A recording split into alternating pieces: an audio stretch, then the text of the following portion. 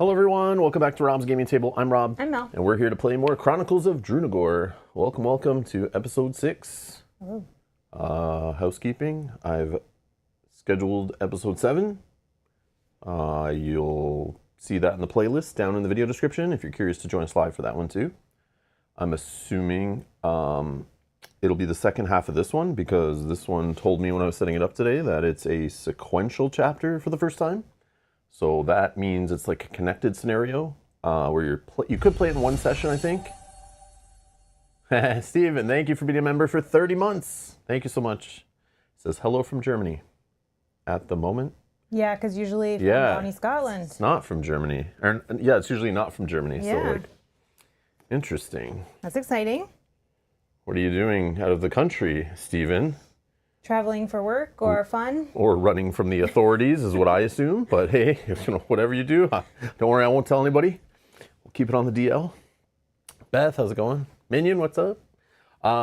So today's a sequential chapter. So I've already scheduled the next one because we'll probably not play both parts of it today because they are two separate scenarios, but you could play them in the same session if you want to play longer. But there is a way to like kind of save it. But we'll just leave it on the table and everything. And yeah, I was reading about how if you fail one of those, you can reset back to the middle part and all this stuff. So we'll figure that out. But so that's already scheduled. So they will be connected, I guess. We'll find out how that all works. We'll play through it. I mean, so a learning experience. Every time we play a new scenario, there's like new rules getting put in, which is interesting. So they're slowly giving us the full game, I guess. Or I don't know if they just twist up every single scenario as we play, but we'll see. Visiting my daughter and her university. Very hot here. Oh, that's awesome. Yeah, it's hot here It's too. hot everywhere, I think. Yeah. Yeah. All those chemicals put in the whole ozone layer have come back to bite us, I think. Yeah. Whoops. All that hairspray I was using in the 80s just came back at us, and all those rock bands with the spray painting all their hair. In the 80s, it's like just ruined everything. At least I think today's supposed to be the last hot day here. Oh, okay. So. But anyways. Andres says, welcome to Germany. Hope you enjoy your stay to Steven. That's awesome. That's amazing. All right. You two gonna meet up for some games maybe? Mm-hmm. Loving the beer, yes. Oh, that's awesome. Enjoy your trip. That's cool. That's cool. That's nice to be able to spend time with your daughter as well. That's great. Yeah. Even if she doesn't want you there, I mean, it's still, I hope you're having a good time at least, That's all good. That's awesome. All right, so we're going to play Chapter 4 today, the Raid of Ignispira. Another housekeeping thing we have to do, though, I just remembered, is at the end of the last stream, we were supposed to pick our class ability.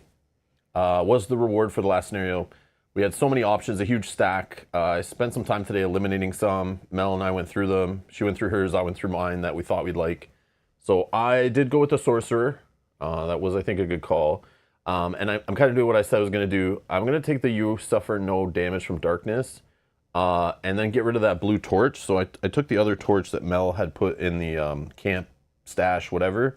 So I guess if I can get burn or apply burn or near lava as a minor action, I can flip this card back over and then have this going, which would be nice. But yeah, I'll just have that trinket because I like the other one, it's cool, but I'd rather have a way that doesn't cost me cubes every turn when I start, so I'm ripping through I'm like filling my board up with curse cubes like way too fast, I think. And another part, why I want to take this is like just so that I can go on darkness a little more liberally and don't have to worry about if I'm hanging back playing the ranged game. And yeah, darkness is coming after me. I'm not usually the one who's the target, but you will drop below my health every now and then. But I want to be able to, like, if it's chasing you and filling up the board where you are, and eventually I have to come along through that area, I don't want to just get all damaged up. So I'm taking this one. It's kind of boring, kind of lame, nothing exciting, but this is what I'm going with to start.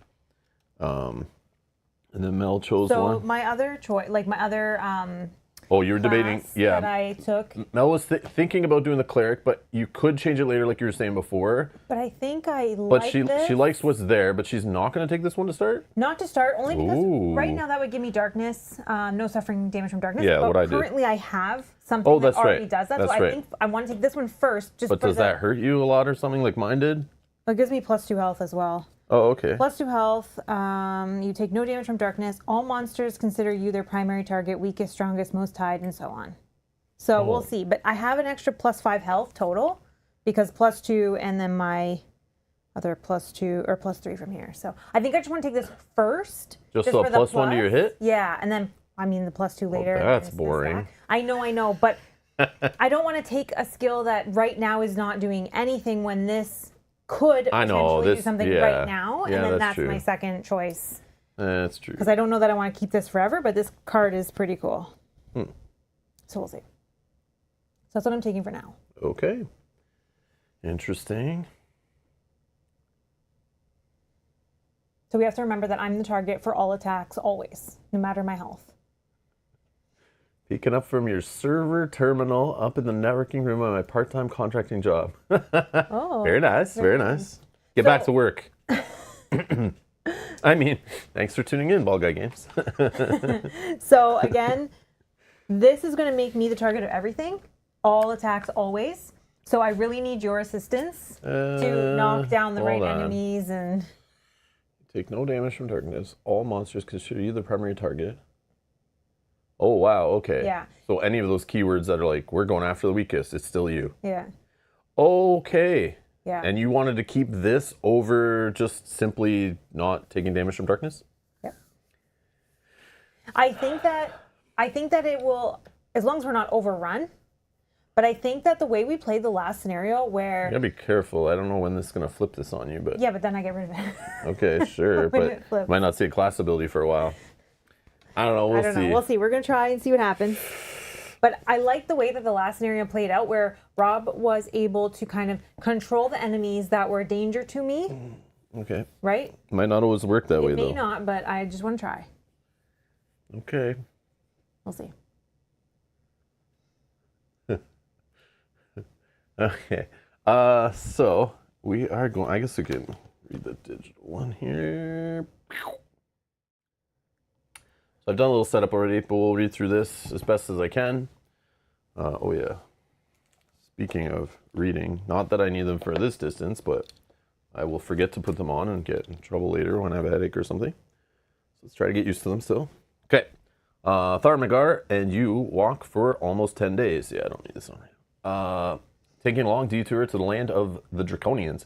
Seen as outcast by the other kingdoms, since they refrain from politics and quarrels among the other states, the Draconians are a strange folk, happy to maintain their own traditions and satisfied with the volcanic soil of the province that holds the only town they inhabit, Ignispira.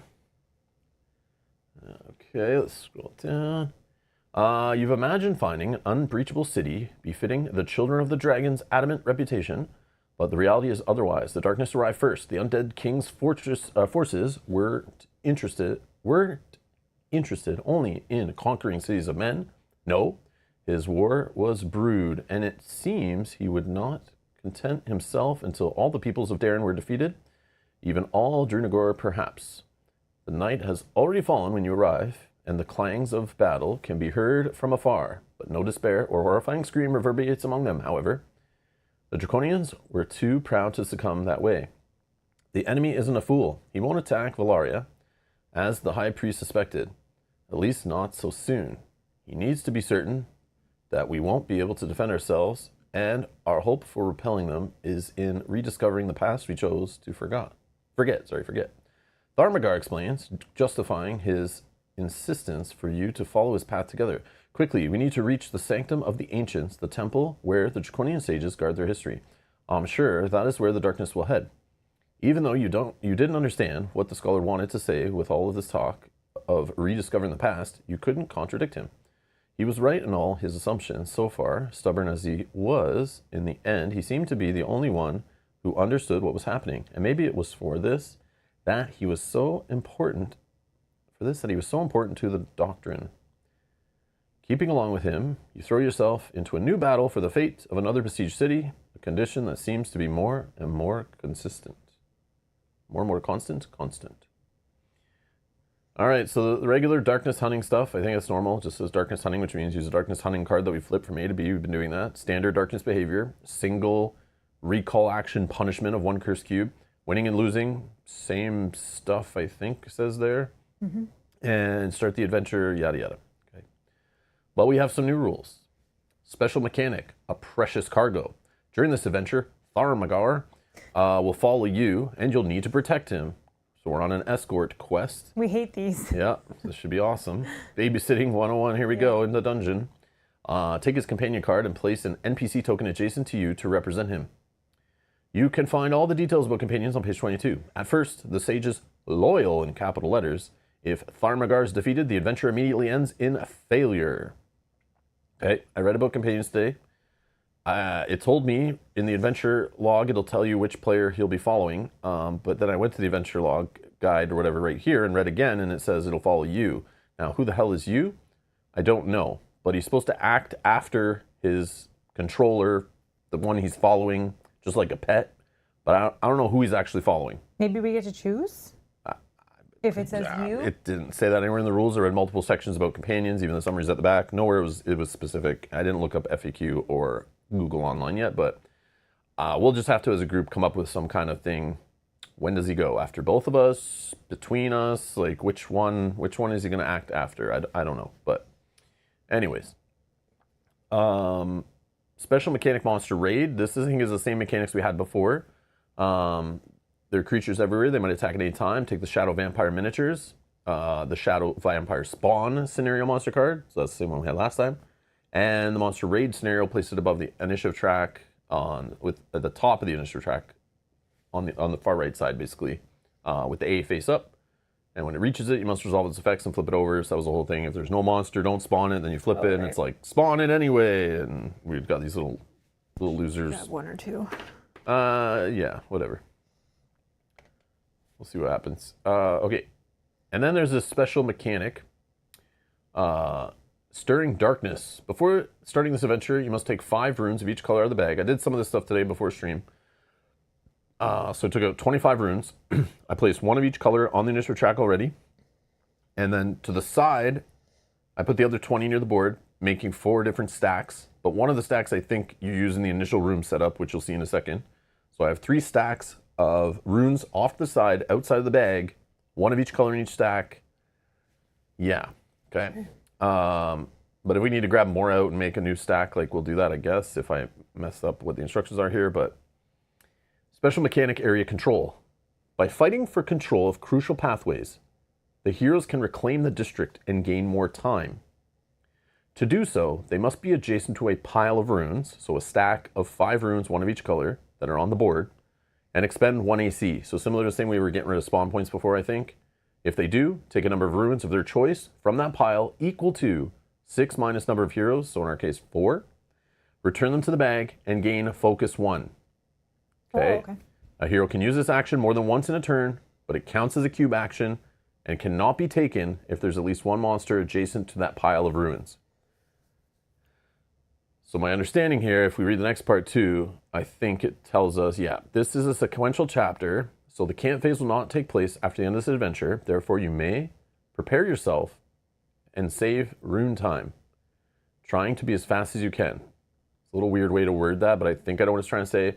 You will find more instructions on how to proceed after the end of the adventure. So I went and read about sequential chapters. They are harder than normal chapters. You're likely to fail in the second half, not so much the first. And it's because in the first half it says, if you take too long, you will carry the amount of runes in the bag over to the next scenario, or next half of it. It is a new scenario, but the connected second half. And that will make it harder. You might not have enough time to even complete it. So you're more than likely going to fail on the second part, especially if you take too long on the first part.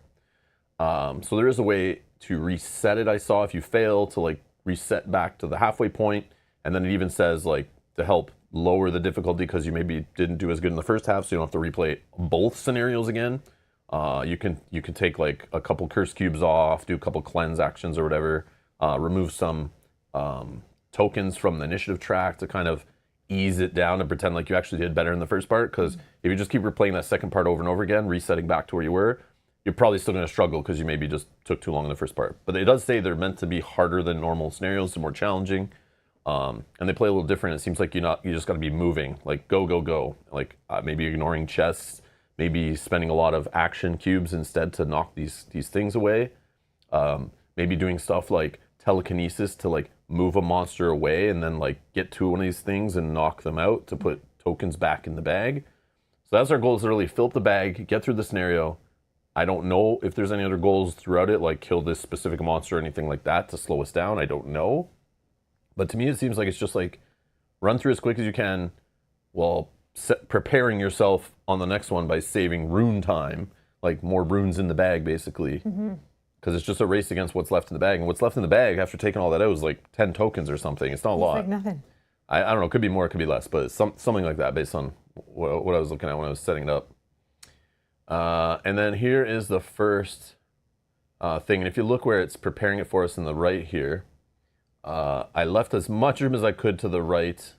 I pushed it a little further away from us because it's not on the bottom as usual.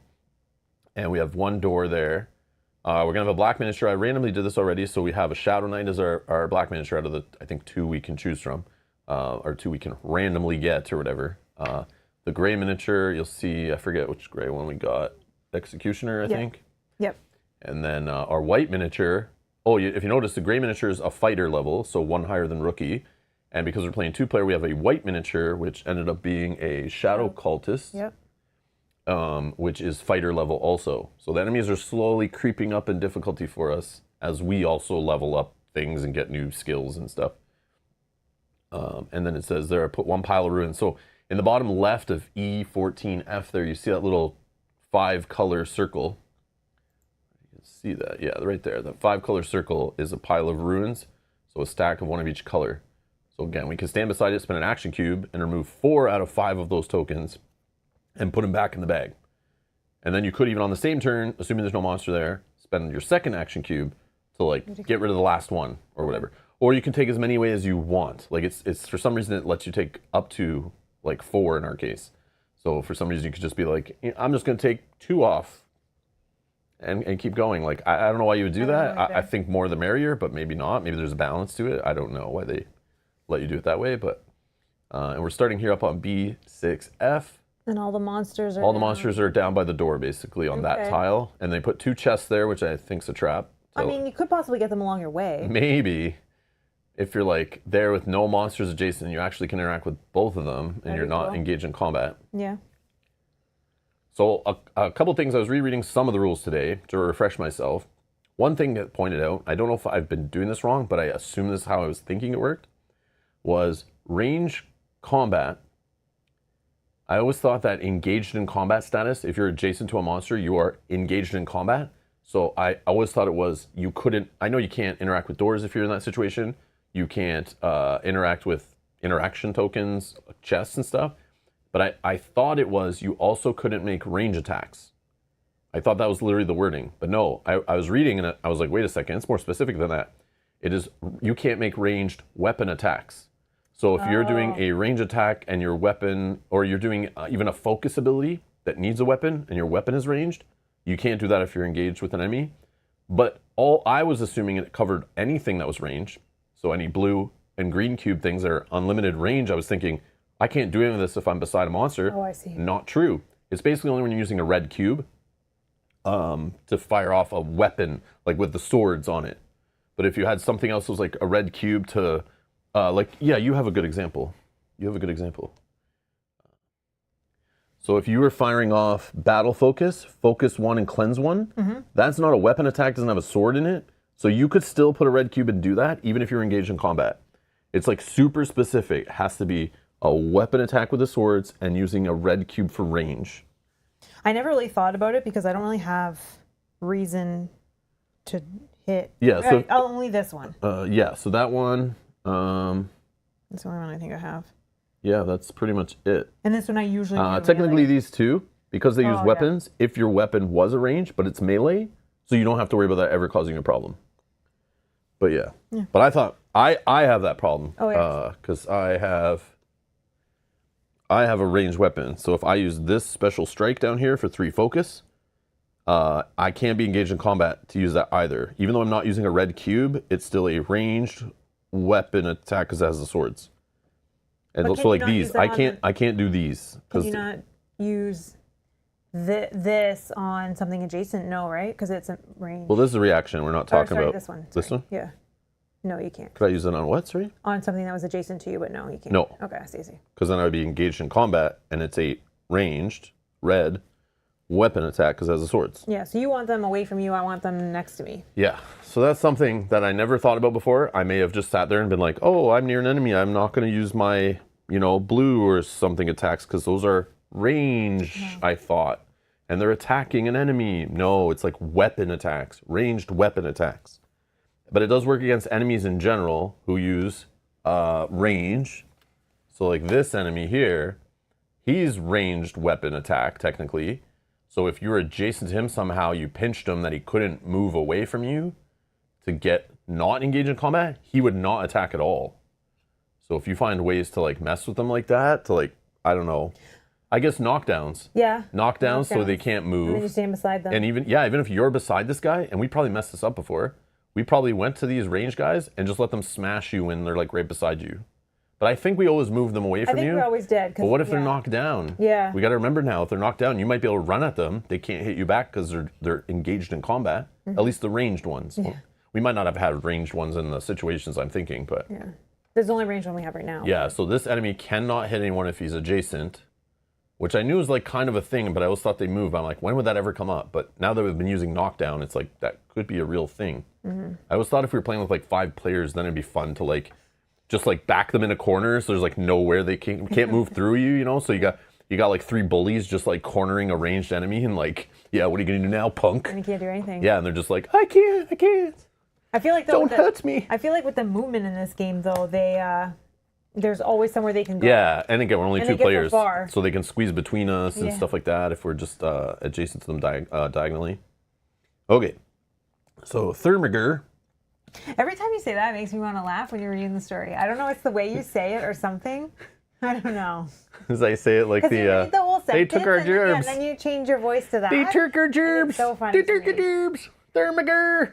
It just sounds like a funny, like dumb name. I Like, know, but you sorry, any Tharmagars out there or similar names. You read the story so normal. Yeah, I know. And then when you get to this word, you change your whole I know, because tone, I and see it's the so word funny. and it just sounds. It sounds like we're just making up fantasy names. So what's a silly fantasy name? I don't know. Pass me another drink, and they're just like saying silly names and writing them down. This is like one someone came up with. Oh my god. Anyways. Like making pirate jokes, and someone's like Tharmakar. That sounds like a great name.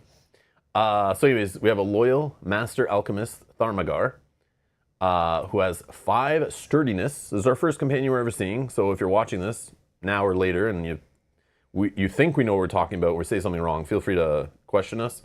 Because, yeah, we're, again, playing this blind through. We're learning things as we go. So, yeah, I've never dealt with a companion yet. We haven't played with pets yet. So this is like our first one. But sturdiness is basically what I understand it as is like a refreshing defense. So these guys don't have health. So if they're ever hit for anything that exceeds their sturdiness, so if this guy ever gets 6 damage hit on him, he's dead. But if he gets a 5 or lower hit, I'm pretty sure, he will not die. And then like his sturdiness like resets for like the next attack, basically. So like he's just so strong, like little attacks don't hurt him. But again, if this guy dies, we fail.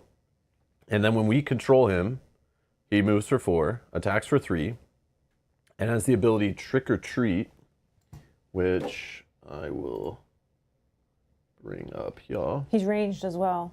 Oh yeah, he is ranged too, right? Yeah. Yeah, which is in a different spot. It's weird that they make it like a monster card, but just move stuff around. Trick or Treat. Behind here is when Tharmagar activates, his controller chooses either a hero within range 1 from Tharmagar gains heal 2.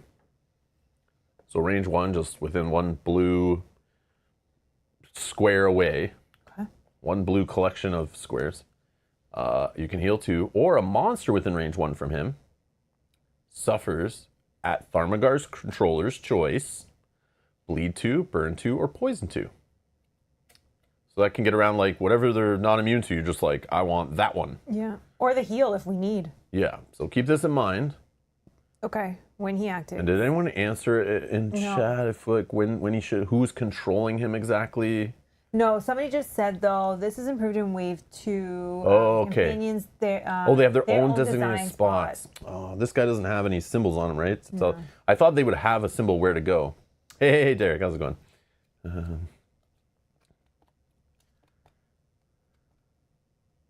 Tharmagar, straight from the random NPC name generator. That's wild. Yeah, you know it. It's just such a funny name. Makes me laugh every time.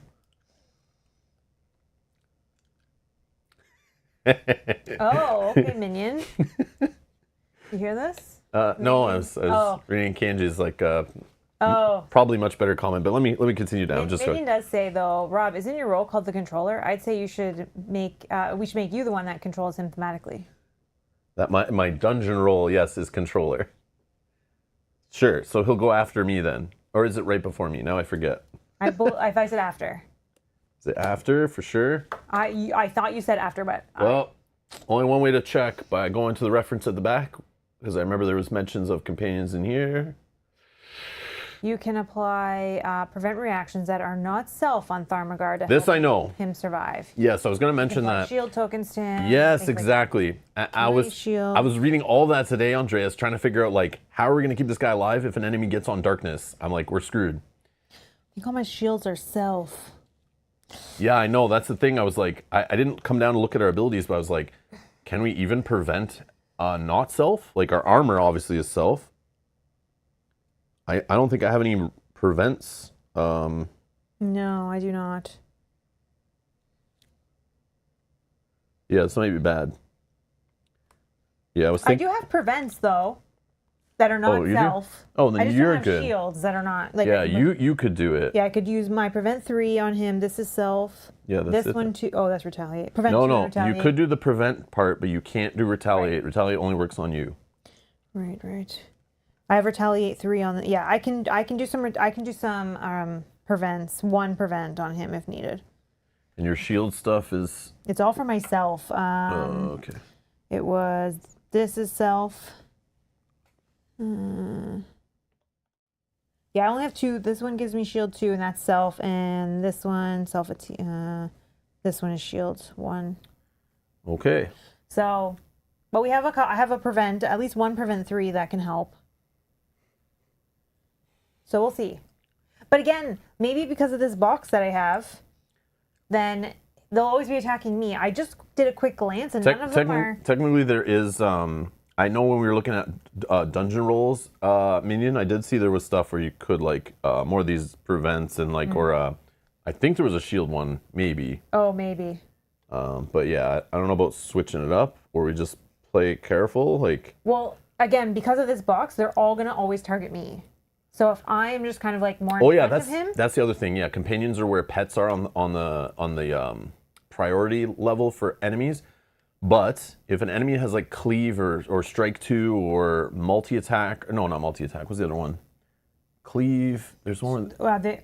No, cleave 2. There's like a few that attack. Oh, there's multiple one that does enemies. like the squares. Yeah, the strike 2, which this guy has. Okay, and this guy has cleave 2. Cleave 2, that matters. So they will first prioritize attacking 2 heroes, and they want one of those heroes to be their target, which is you. If they can't get you, they will still go after a hero in general. If they can't get any heroes, they'll go after pets or companions. But the top priority is attacking multiple targets, or multiple heroes or whatever. And they will, if they can get the main target, they will get a companion also if they can. Or if it's if I'm the one they're going after and I'm near our companion, they'll just attack us both if they can't get to you, that kind of thing. So yeah. Okay, well, we'll try. We'll try to keep him safe. Yeah, so the only way we keep it safe is like being in front of him and us taking the hits more often. And trying to, when darkness comes around, darkness was going to fail for us. Because once an enemy can go on darkness and like, let's say like a skeleton, we don't have the skeleton in this scenario right now. Yeah. But let's say a skeleton, that's who it is. Whatever the skeleton says. The skeleton's the other one that attacks too, right? Yeah, whatever. Is it? Yeah, whatever he says. There's Cleave 2's the melee version of it, and I just can't remember what it's called. Multi-shot. Oh. Multi-shot 2 is the other one that matters. So the skeletons, if we got those drawn right now, that'd be a skeleton would be like, if he couldn't reach you, but he could get me in the companion, he would still want to attack 2 even over his priority target. Because it's like the most important thing is they hit their 2 targets they're looking for or whatever. Okay. Well, we're going to see what happens here. We're going to try our best to keep him alive. Well, we have to keep him alive or we fail. We're saying he goes in here. This doesn't matter if it lines up. As long as they're in the proper order, like whatever. Okay. Okay. And then, so this will go here with you, so we remember that. So no, that goes on the board? Technically, this goes on the board, but since I was like, these are the NPC tokens. There's like one of like 5 or 6 different colors.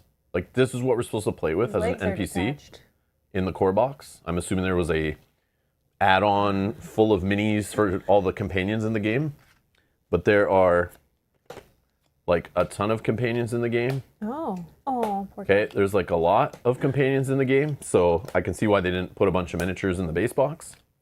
Oh, hey, wait, that's me. Yeah, so there's even ways of, I guess, having companions that are... We can maybe... So these ones we have miniatures for, if that happens. Okay.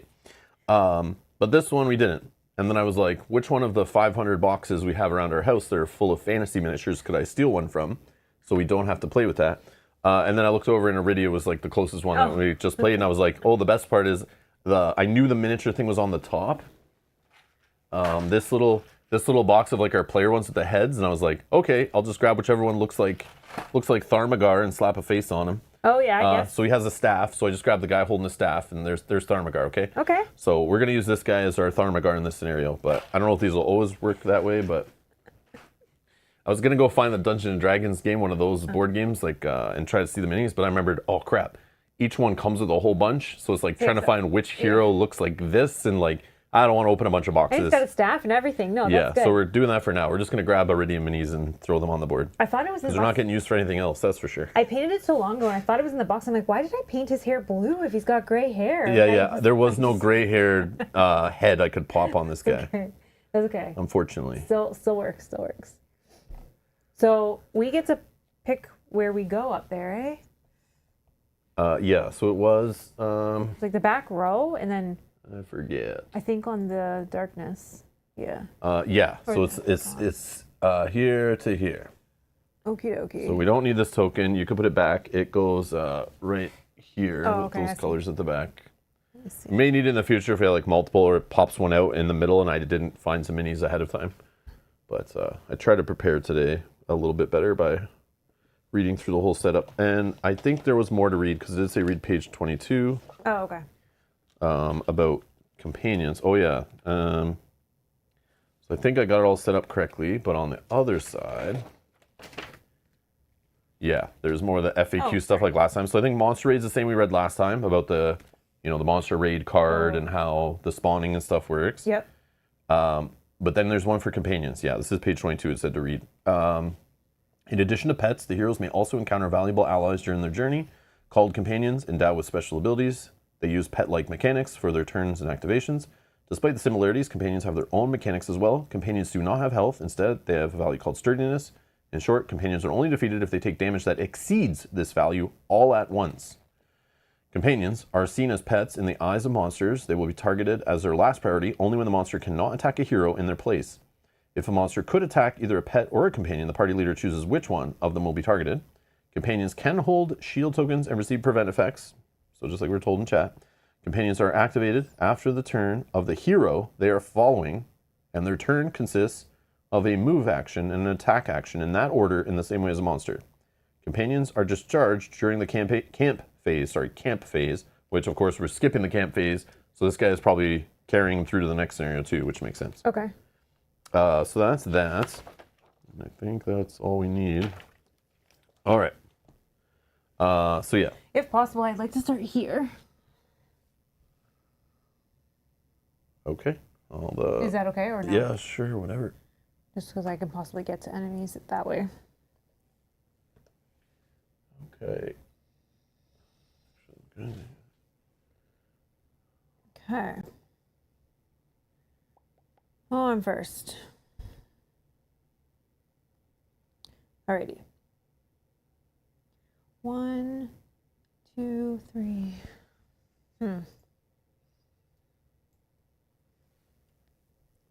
Alrighty, let's start with. It's immune to poison, but that's fine. 1, 2, 3. Trying to decide which guy, if any, are worse. But I'm first going to move. That was going to happen no matter what. 1, 2, 3. 3. And then I have a move 3. Oh, actually, this one lets me shield and move. I probably should do that. Where the Shadow Cultist is going, before I go... Yeah, he's going to burn 1 and curse 1. Only if he does damage with his 5 attack. But if I have shields and prevents, he won't. So I think we do this. We're going to use a yellow. Yeah, and it only targets 1, which is nice. We're going to shield 2, self, move 2, 1, 2. That's not any hazardous, right? This is just grass or something. Look like grass, but... Yeah, that's nothing special. Okay. And then I get to do an attack plus 0, but it's really plus 1 because I have that ability there. 17, 18. Okay, This is good. This is good. So it does 3 damage. Let's start there. And then we'll see what I can do with that. Because you rolled 16 plus? Yeah. So whenever you roll 16 plus, choose if the attack gains Intimidate 2 or the attack gains Poison 2. Yeah, I have that one too. This one. So he's immune to poison. So we're going to give him Intimidate 2. That's good. So his attack is less. Let's put that there, sorry. And then gains poison, but he's immune to poison. Okay. Okay. And then I can attack again. That's a condition, so I could technically attack twice and it could do plus damage because it's a condition. I mean, I'm not opposed to getting something off the board potentially. Yeah, of course. Okay. I'd prefer if it was this guy, but hey, whatever. I don't actually know if it would fully kill him because it'd be 8 damage and I can't do poison. Yeah, true. But then maybe, well, that's fine. Okay, so we're going to put It's okay if you leave him alive too. I don't mind getting burned by him. Oh, true. It's okay though. I'm not going to bet on that. I'm not going to kill him anyway, so. Okay, so we're doing 2 attacks plus 0, but we got plus 1. Whoops. 8, 9. Okay, so that is a success. So it's 3 damage plus 1 because he's got a condition, so 4. And then we do that again. 1. Epic fail. Yeah. Why does that always happen when I do 2 attacks? One of them just like I know. completely whiffs. Okay, that is me done. His turn. He's gonna move. Oh. Yeah, if you want him closer to you, yeah. I mean, it was the shortest path to not being. I guess it would just be here. Okay. Then he's going to attack for 5 minus 2, so only attack for 3. Oh no, that would still be adjacent to you. Diagonal is adjacent. That's correct. Yeah, so here. Sorry. Oh yeah. My original instinct was correct. Okay. So he's attacking me for 3. I think I just will fully prevent all 3. Or sorry, 2 shields. Yep. And then maybe I do this. And if you take that, you'll get burned and cursed. You'll get a freaking curse. No, I'm only taking 1 damage. And then No, it's preventing 2. He's only coming at me with 1. So I had. He hit me for 5. Minus 2 is 3. Minus 2 shields is 1. So I just need to prevent 1. So he's not hitting you for anything then. 1 right now, unless I prevent it. Yeah, that's what I'm saying. But if you don't prevent it all, but he's cursing you and burning you. I'm gonna do this. Prevent 2, and then I can retaliate 2. Very nice. Okay. Done. So nothing gets through there. So you got the 2 damage on him? Yeah. Okay. Your turn. My turn. I do not have to force a cube down into my box. How does that feel? Over here, my action expended area. Feels great. So now, what are we doing here? Like, it's up to you if you want to ignore him. Debating just finishing getting an enemy Or- off the board yeah, is that's like what I was thinking too. one less hit coming at Yeah. you. And he puts curse cubes on people. That's Yeah, crazy. that's terrible. Crazy. That But means if you're you gonna be wanna- wasting actions cleansing instead of fighting or moving. It's up to you though if you want to leave him one turn to get burned. Like, I'll try to move away from him. No, and no, go I'm for not gonna this. play with it like Okay. that. We'll probably have more because I'm sure they'll give us more of those white miniatures. Okay. Like that's just the one we'll play with all day. I think. Okay. Just keep it smooth. Yeah. I'm not gonna do random ones. If like the door tile gives us another white miniature, I'll just grab one more of those. Okay. Okay. Or wait, can't Tharmagar finish him? Because he moves for 4. And he has range. Yeah, he could finish him if you want to. Yeah, I know. I'm just trying to think here. So, can't do anything about knocking this guy down. So obviously the other guy be better for that. Let me review some of my stuff here. Oh yeah, my spell attacks have +1 bonus damage. Oh, yeah. Okay, so that's a thing. So let's just...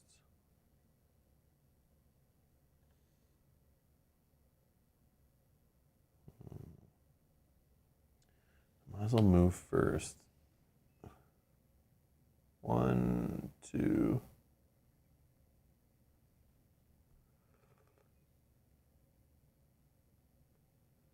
Go 3.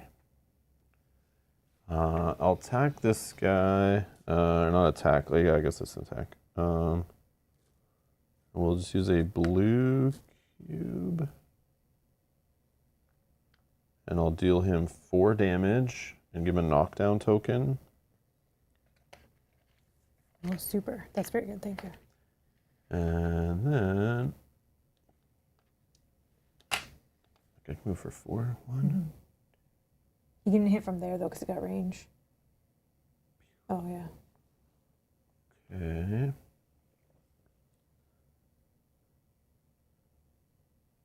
So then I'm gonna attack this guy with. I'll just do a magic bolt, so I have 2 chances to try to hit him. Okay. Yeah, I don't know if you can switch your attack after. No, I think you only But have. I'm not in ability, range of right? anyone else, right? You have an ability that lets you do that. Oh, that's that thing, yeah. Okay. First attack, 17, we're 17. good. He's dead. Boom. Get him out. Did you want to switch your attack or no? No. Oh yeah, it would be extra damage. Yeah, let's do it. Yeah. Okay. Because it's now +1. So it's 4 damage. And it says any range, right? So you... Yeah, let's just do 4 here. Yeah, any range. Even though I used red. And then, okay, I'll attack again. It's 8, which is enough. And I'll finish this guy here. 2. Thank you. Okay. And that is me, I believe. So now, Okay. Tharmagar. You can move for 4. 1, 2...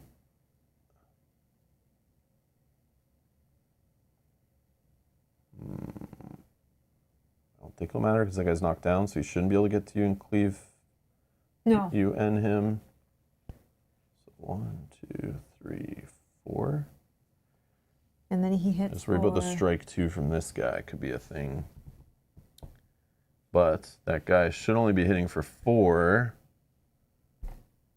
But he does knock down. You could keep him on this tile. How does that work, actually? Do these guys get knockdowns and stuff? And I would bleeds assume, and things? I would assume knockdown, yes, because then they just won't be able to move. Yeah. But bleeds, I don't. It doesn't make sense unless they had a lower health. Hmm. You could keep him like somewhere up here. Yeah, I was thinking that, but I don't want to fall too far behind. 1, 2. Yeah. I think this guy's going to move up anyway. Oh yeah, he gets this trick or treat thing. Is that the before he does his move and attack? It said on his turn. Right? Did it though? I thought so.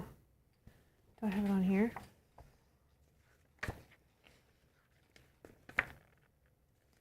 When he activates, his controller chooses either a hero within range 1 or a monster within range 1. I feel like it's right when he activates, but I don't know.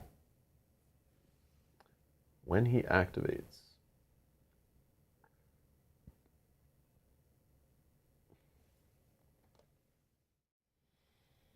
Yeah, do we think trick or treat is like right at the start?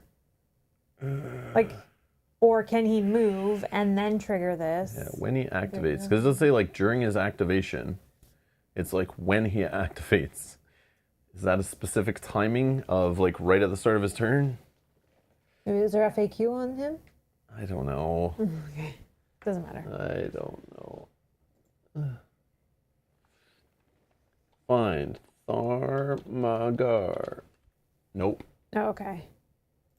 How is the scenarios worded? It's a bot action, yes, but like when on the turn can we trigger it if it just says when he activates? Oh, so beginning of his turn before he moves and attacks. Yeah, okay, that makes Oh, sense. because it's a pink. I see.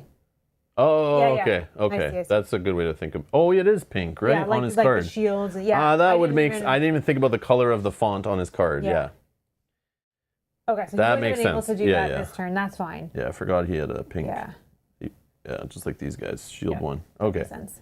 So Okay. nothing he could do. He could heal, but no one's No, home no. that needs heal. And then, yeah, he's just going to attack for 3. Yep, on this guy. Yeah, It's the only guy yep, he it's can the only guy he can reach. Yeah. Okay. Perfect. So Done. he's done. Next. Next is Shadow Knight. He's going to get shield 1. And then, it covers immunities. Then he's going to move for 2. But he can't, to attack 2, he needs to be like in this spot here. He can't reach it, so I think he just moves the shortest he can to attack the primary target. So he'll just go there He's to gonna attack. strike you 1 for 4. If he gets through anything, he knocks you down. Yeah.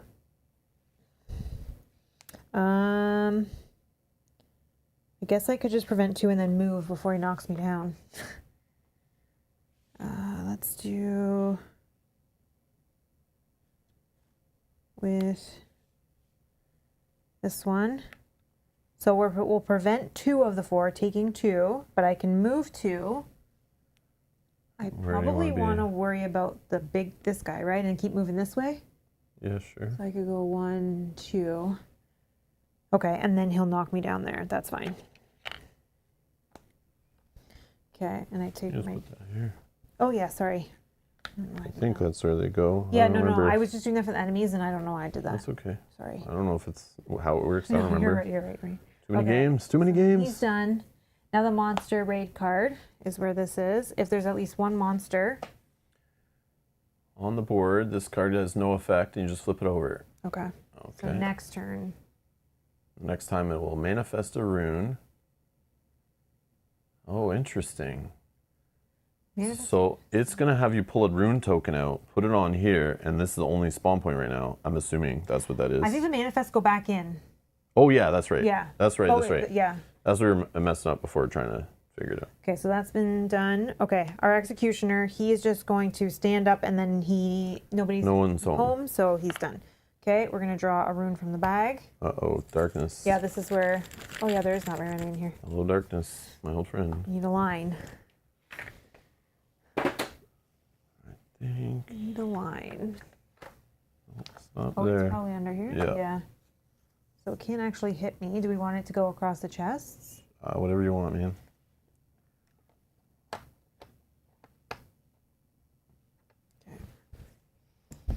All right, then this flips over. This goes on here, and this goes back to me. My knockdown is gone. I'm not moving. That's the only way it could have gone. Oh yeah, to get closest to me. Yeah, you're right. Okay. Okay. This guy.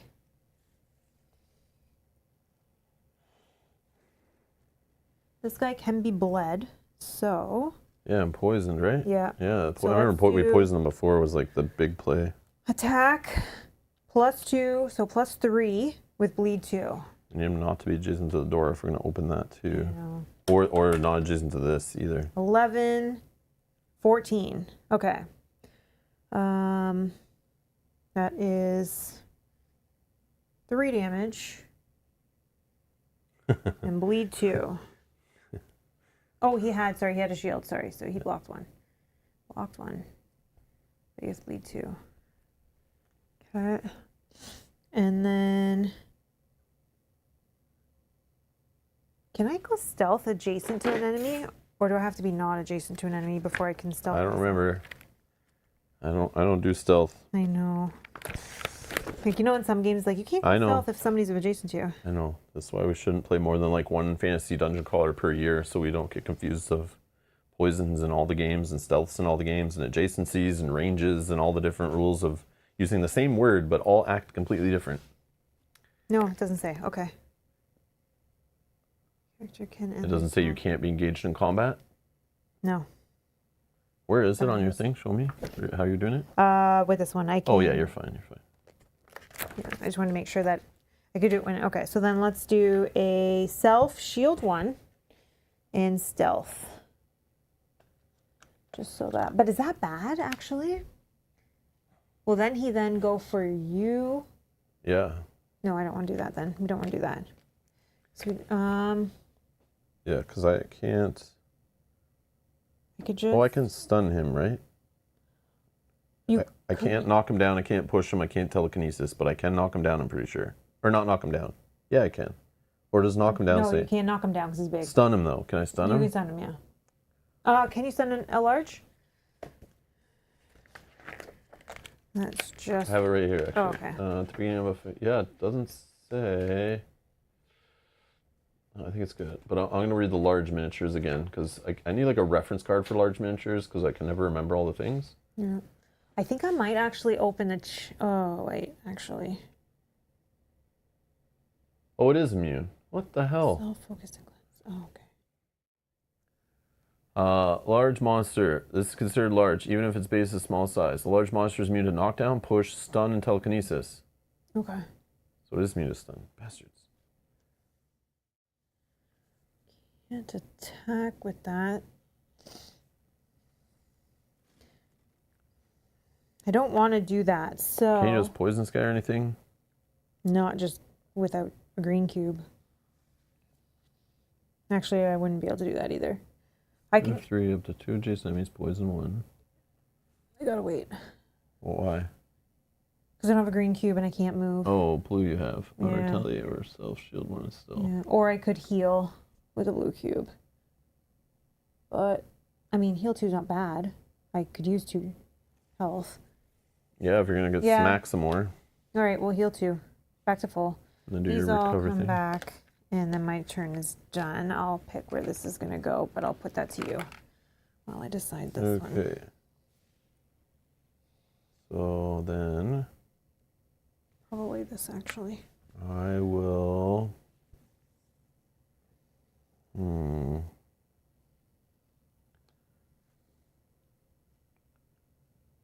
Let's go.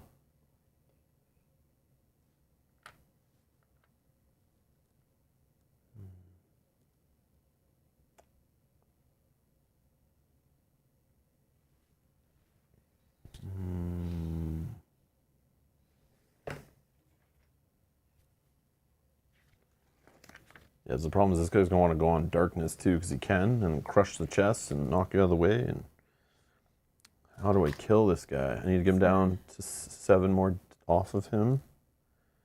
7 more. How do we get 7 more? Guaranteed 3.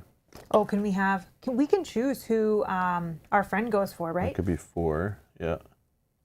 I know, but I'm just thinking I'll miss, and I know he hits a guaranteed 3. Yeah. But I just need to hit for 4 then on the big guy.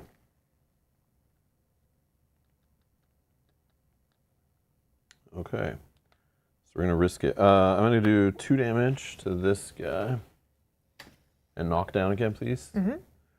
And then I will move 1, 2, 3. A little risky, but we're going to do it. And then I'm going to try a telekinetic thrust and roll. This does a +1 damage. If I get 16 or higher, another plus damage. Only 1 plus damage. I just need to hit this thing, basically. Please. Please. 12. Yes. Okay, So so that's it's 4. +1 damage. I do 3, so that's 4 damage. Okay. Only Well, he's going to lose 3. Yeah, Yeah. okay, okay. And I think that is that. Yeah. And then our buddy's going to go 1, 2, 3, 4 because you can't do range that way. And he'll just attack. Oh yeah, where was he when he started his activation? No one's in range 1. No. This guy's in range 1. He is. So he can burn 2, bleed 2, or poison 2. Poison 2 is probably better, right? Sure, whatever. Because it doesn't go away. Yeah. Okay, then he'll end here, and then he's going to do a ranged attack of 3 on this guy, which just puts him down to 2. And then we're done. Mm-hmm. And move the thing. This guy bleeds out, and he's dead. I'll give you that card in case we need him again. Okay. And then we're going to the monster. Oh, sorry. I kept that up there just so that we don't get confused that there's none of those enemies here yet. It's fine. It's just going to be one here now. So. Oh, okay. Okay, so pull a rune and we'll find out where he summons. It's right here. You don't have to pull one. Okay, sorry. I don't know how you determine where it spawns from, because this stack of 5, like, I don't know, should this be random? Oh, so, like, what color is it? Like, but it's all 5 colors, I think, so I don't know. Like, who knows? Didn't really say anything about those. They're just called Pile of Runes. Does it actually say? Oh my god, this... Too many books, too many books. Get out of here. Too many books, too many books, too many books. Okay. Does it say in here when it talked about the monster raid stuff?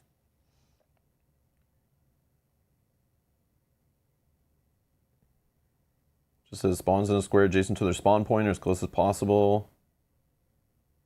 What's their spawn point? I'm assuming their spawn point is the runes again, but it's like pile of runes.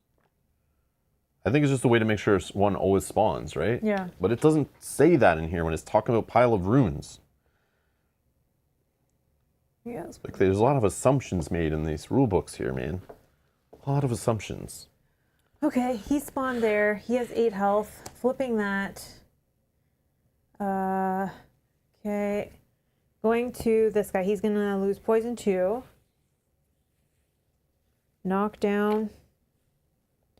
And he can't attack anybody because nobody is adjacent to him. So Andreas is also mentioning, but imagine you're already cleared for the runes and drawing a color that's not present anymore. They could avoid the spawn. Yeah, but we couldn't get that far. But here's the thing. In nowhere here it explains that that's how this works. You just told us that, and I might assume that, but nowhere in the scenario to explain that's how a stack of runes works. But yeah, maybe it says in the rule book somewhere about like spawning points for enemies that could be piles of them on top of each other. I don't know. Didn't really mention that in here. Yeah, that makes sense. So when we remove them from here, picking which color to remove based on what's already on the board might matter. Yeah. Like, I guess that's a thing. We wanted to go like this. Where's it going for you? Yeah.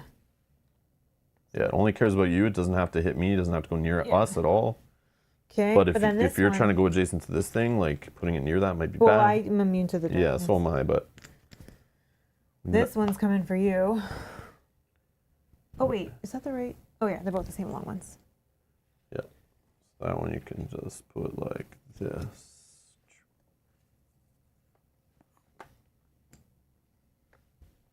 Okay. Flipping that. Coming back to my So now if we have to draw for darkness and we're both on darkness and we get hit for crush, 2 damage each, that is not prevented by our little effects based on what I read today. Damage from darkness is not the same as crush damage, which is basically pulling a token from the bag and we're already all covered. And it only goes after heroes, I'm pretty sure. I don't think it cares about companions or pets. It's only heroes, I'm pretty sure. But yeah. So I can't actually do anything about this because this guy's in the way and I can't move him. So do I just open the door and... You could. Or do I just attack him a couple times and see if he's still there? What's the 8 health? Yeah. It's whatever, man. Whatever you want to do. But just get off the darkness, maybe? I could go... Sure. 1. It doesn't reduce your hits. Oh, actually, sorry. Hold on. Let's do this first. Move 3. Like up to 3. I can telekinesis him or something. Push him. I can push him off, I could go like that. Oh, no, maybe I can't. I'm adjacent to him. Yeah, you're engaged in combat. I'm engaged in combat. So sorry, I move 3 up to. I can poison up to 2 enemies that I'm adjacent to. So I'll poison him. He's not immune, so that's fine. Play by the dice, yeah. And I still haven't used my regular move, so if I need to get over there, but the only problem is I've already used my my cube actions to do this, but we'll see what happens. Okay, then we're gonna attack twice. He's got a condition, so it does plus damage. 16. Oh, that does a 17. bunch of other stuff. Yeah. So it does 4 damage to him. 1, 2, 3, 4. But you know I this think it's plus enough. 1 doesn't matter for these 16 pluses. That's only on the actual die? Yeah. Okay. You're right. So it doesn't matter. This automatically gives poison 1. I think we're fine. Because I can just give poison 2 and then he will die on his turn. Yeah, sounds But great. then the only problem though, I still have an extra attack. Oh, yeah. Maybe I'll Just just try to kill him anyway. I'll just do that. Oops. Like, do it just in case you miss, so he dies. Yeah. But I could still, like, I know I can't do anything right now, but he'll die, so next turn maybe you can remove. But I can still move, so if I do kill him, I can move to the door. Oh, okay. Oh, okay. And then this, potentially as you pass, you can, Yeah, okay. hopefully. Okay, so let's use the second attack. 11. 11, 12. Okay, so we're doing 4 damage. Yeah, he's dead. Okay. I don't know that I want to do anything with that chest because I like the items I have. Can you just throw one away as a minor action right now to help you out? Ooh, Focusing 2 and cleanse 1 sounds pretty sure. yeah, I guess you're right. I can Like, do that. why not have a couple focus tokens focus so you can 2. do an extra jump and couple of hits when you need to? And then cleanse. Okay, you're right. I'll just shuffle this in. Okay. And then I'll attempt the chest. You don't attempt it, you just take a punishment and You're right. open it. I'm poisoned. Oh no. Okay.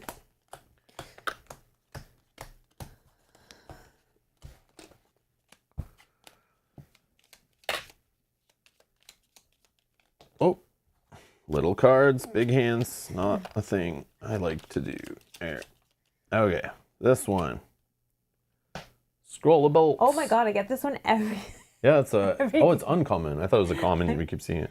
But there's definitely multiple copies in there. But Okay. whatever, it's something. And then I still have my move. So 1, 2, 3. You gonna do the minor action on the door? Yes, please. I think we want to keep going. Yeah, we want to know what's up. Crossing the district, you advance past the rocky slabs amidst the draconian habitations,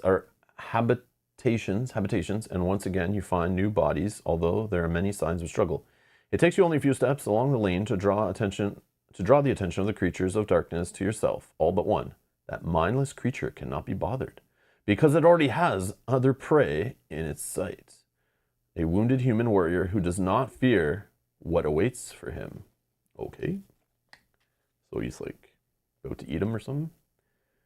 All right, we are, looks like, coming across a bridge to a new dungeon tray 1, which has door 2 on it. We're gonna need 2 interaction token chest. Oh, we got another stack of runes thing happening. Oh, lava, I think that's lava. Okay, let's, we'll read more of that card in a second. Let me get some stuff. You have the dungeon. Yep. Thing. Great. Okay. Yeah, I just pulled them all out of the box while I was setting up today. Dungeon tray 1. E13, E6. E6. B. Yeah, that's lava. Looks like lava. Oh, I could be adjacent to that and get my torch relit. Oh, and then you can use it multiple times. That's good. This goes like, I want to say like this. This. Bridge B1, B. I guess I should put the tile in first. E13, F.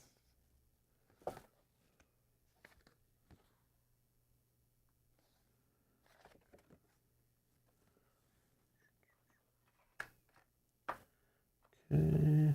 Door 2. I put the doors under some cards because they keep like opening. Yeah. Yeah, they like won't stay closed. I try to squish them. Put that over there. Okay. So we need another shadow big guy. And he is going to be here. They're the bouncers of this scenario. They just guard all the doors. Chest goes here. Interaction token 2 here. We need a rotten flesh. Some of the zombicide fatty green ones. Yeah, sure. I think. Rotting flesh? Rotten flesh? Rotten flesh. I'm assuming that's him, right? I don't know. I don't remember all their names yet. Yeah, rotten flesh, the green guys, yeah. Okay. What, you couldn't tell from the shape right there that's what that is? I wasn't looking at the thing. Come on, man, right there. Sorry. You can't tell. No, I'm just joking. How do you tell it's him? I mean, it's a blob. Yeah, it's just a blob of white. Okay. Oh, sorry. You put the card back, but I will need it. Oh, yeah. Sorry. Unless it's special. Oh, no, it's just rookie. Monster Predator, it calls it. But it's like Monster Predator, but it says a Rotten Flesh rookie. Okay, so I guess we just take the Rotten Flesh rookie card. Nice. Immune to poison and intimidate. Melee attack, cleave 2, does the regeneration X. So the grays are the problem. It's going below here. Okay. Extra 4. Okay. And he goes here. Oh, he's close. Okay. The interaction token I got, pile of ruins. Okay, I have a stack of ruins here. And that goes right here, over the darkness. Okay. And we're playing 2 players, so we need a white miniature at fighter level, which is the same thing we already had before, white fighter. Above the red. And that's it. Here he is. And that goes, W2 is here, right adjacent to the thingy. So you can't just run in the room and get it right away if you open the door. Okay, and then it has some special rules. Monster Predator. So that guy, Rotten Flesh, during his first activation, only the one summoned by the setup will try to, quote-unquote, attack the interaction token if it is still on the map. If the token takes at least 1 damage, you must remove it from the board and consider it defeated. Otherwise, if the monster can attack it or doesn't deal enough damage due to prevent effects, so you can like prevent stuff against a interact token. Okay. For example, the interaction token survives. Starting with its second activation, the predator will act normally, and you can consider this special rule resolved. And then another special rule, locked door. Door 2 is locked until the interaction token is removed from the board. Oh, so either by the monster or by us. Yeah. And it's a 2 interaction token, so if he doesn't kill it, we gotta interact with it twice. Okie dokie. So it'll take at least 2 turns. And that's all. And I had 1, 2, 3. That was all my move. There was nothing else I think I could do because... Uh-oh. So this guy's gunning for this thing no matter what? Yeah, I could prevent 3. He attacks for... Where's that guy? Oh, hold on. I think this is the wrong one. Yeah. Bone Reaper?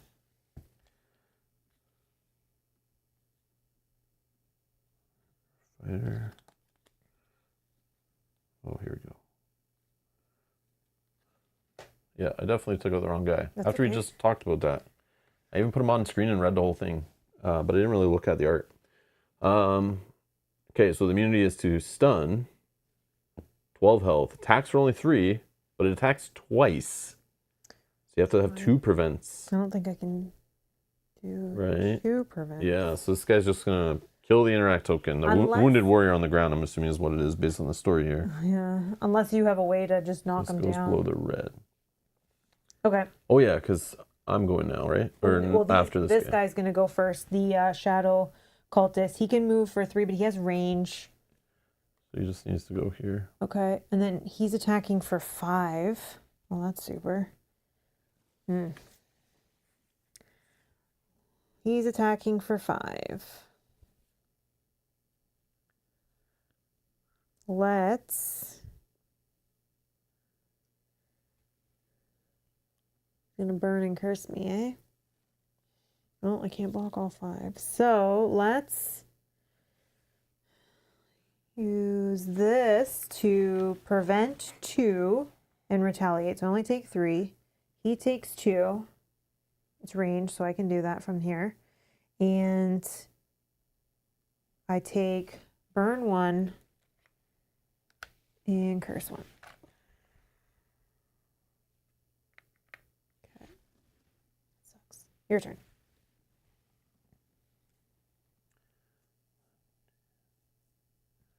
Okay, I will.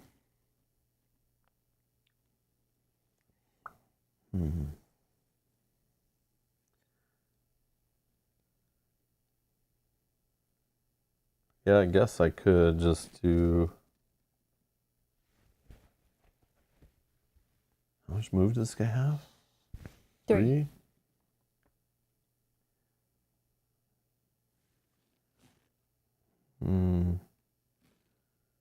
Yeah, the problem is I'm down to 2. I could do the whole reset thing, but then my turn's done, right? Yeah. So that doesn't make sense. I can stun him to stop him from attacking. Oh, I mean, that's helpful. Yeah, let's do that. 2 damage to him and stun him. Stun him. Oh, he's immune to stun. Oh, he's immune to stun. Never oh mind. My God. Yep, never mind. We already said that.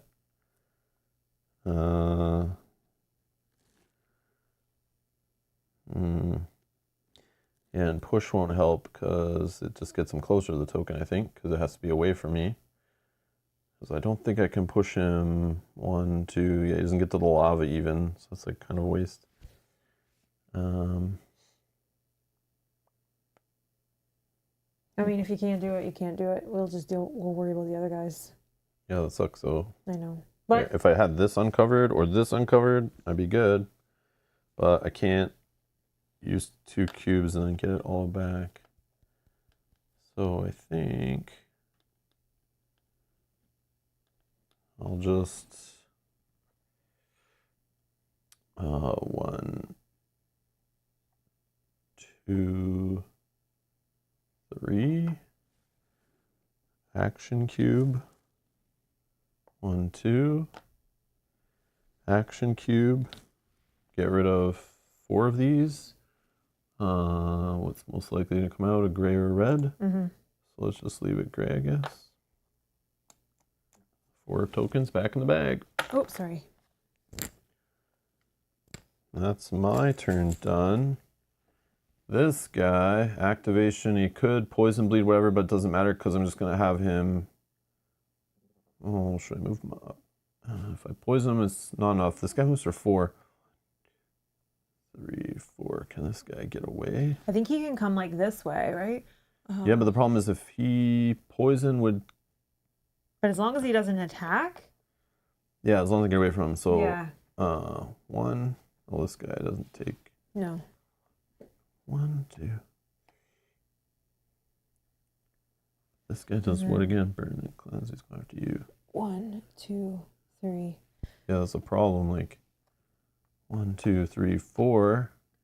1, 2, 3, 4, and he's like got double damage. Actually, he was here. I don't remember. I think he was like right here. 1, 2, 3, 4. Yeah, but then. But then he can't attack, right? Yeah, because he'd be engaged in combat. But is it better to not have him be? Oh, I guess you could just have him attack that guy. You're That's right. what I'm saying. Yeah. But then I'd rather have a move. But yeah, he'll just range attack and kill him. Well, not kill him, but do 3 damage, and then he'll poison die on his turn anyway. 3 damage. So he's going to 2. He's down to 2. Yeah, just trying to find it. But we could have him move, if we cared, like 1 place closer. Oh yeah, true. Right. Sure. I don't know. Then 1, 2, 3, 4. He can get closer on his next turn if needed. Okay. Yep. All right. Shadow Knight. He can move for 2.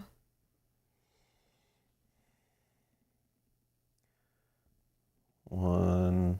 Two. Oh, actually, we can put him here, and we choose where this guy goes adjacent. We put him this Does way. that get him farther away? Or he could go 1, 2. No. No, I think it doesn't matter. So then we'll just drop him in here, and he burns 2. Okay. Yeah, he's not immune to burn 2. Oh, that's not burn. That's Sometimes I put the red tokens together by mistake. Okay, next. Okay, next we're going to the monster. There is at least one monster, so no summon. Flipping that. Okay, Executioner. This guy's gonna die. I'll give you the card. Skills, darkness, damage, immunity, and now exclusively walks on darkness whenever you can. All right. Like royalty. It's like my red carpet rolled out for me. Rotten Flesh, 2 burn. This guy you just giving me. Okay. And then all burn goes away. It doesn't take down, right? Burn takes down. Burn takes down. Bleed goes away. Okay.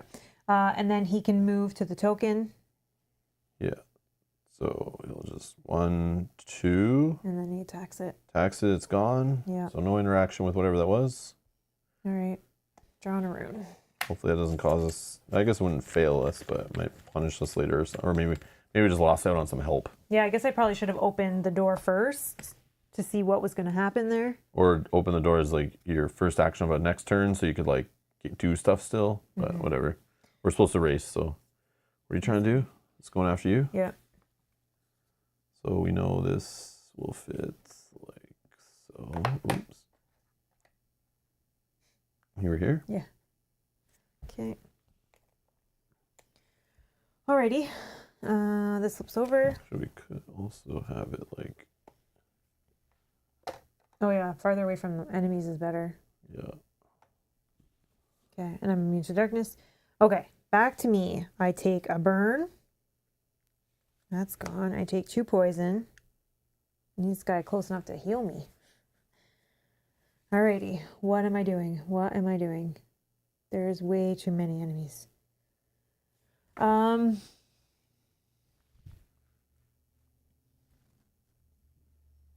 I think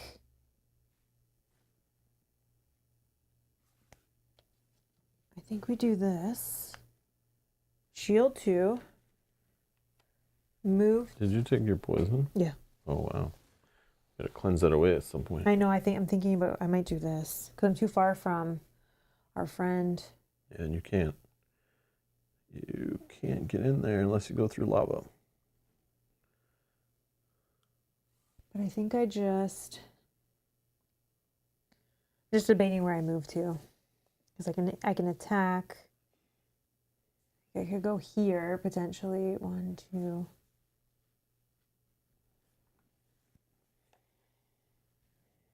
Then I could get attacked from 1, 2, 3, 4. Is there a play of purposely going in the lava?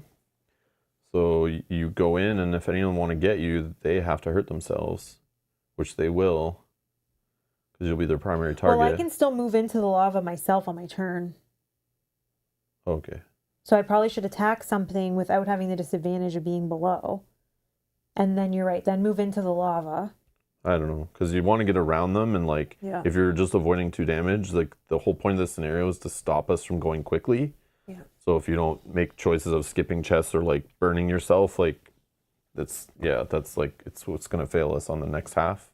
So should I worry about this guy for the one attack I'm doing? Maybe he does big block, like we can't get by him really. he's not immune to I poison, can't move so- him, and Okay, we're attacking. like you could go diagonal, like if this guy wasn't here, you would be able to just like go right that and then just like go here, like, and go right along, like no problem. But because this guy's there, that sucks. Yeah. All right, we're attacking big guy. 1. That's a 1. All right. So then I think I should move.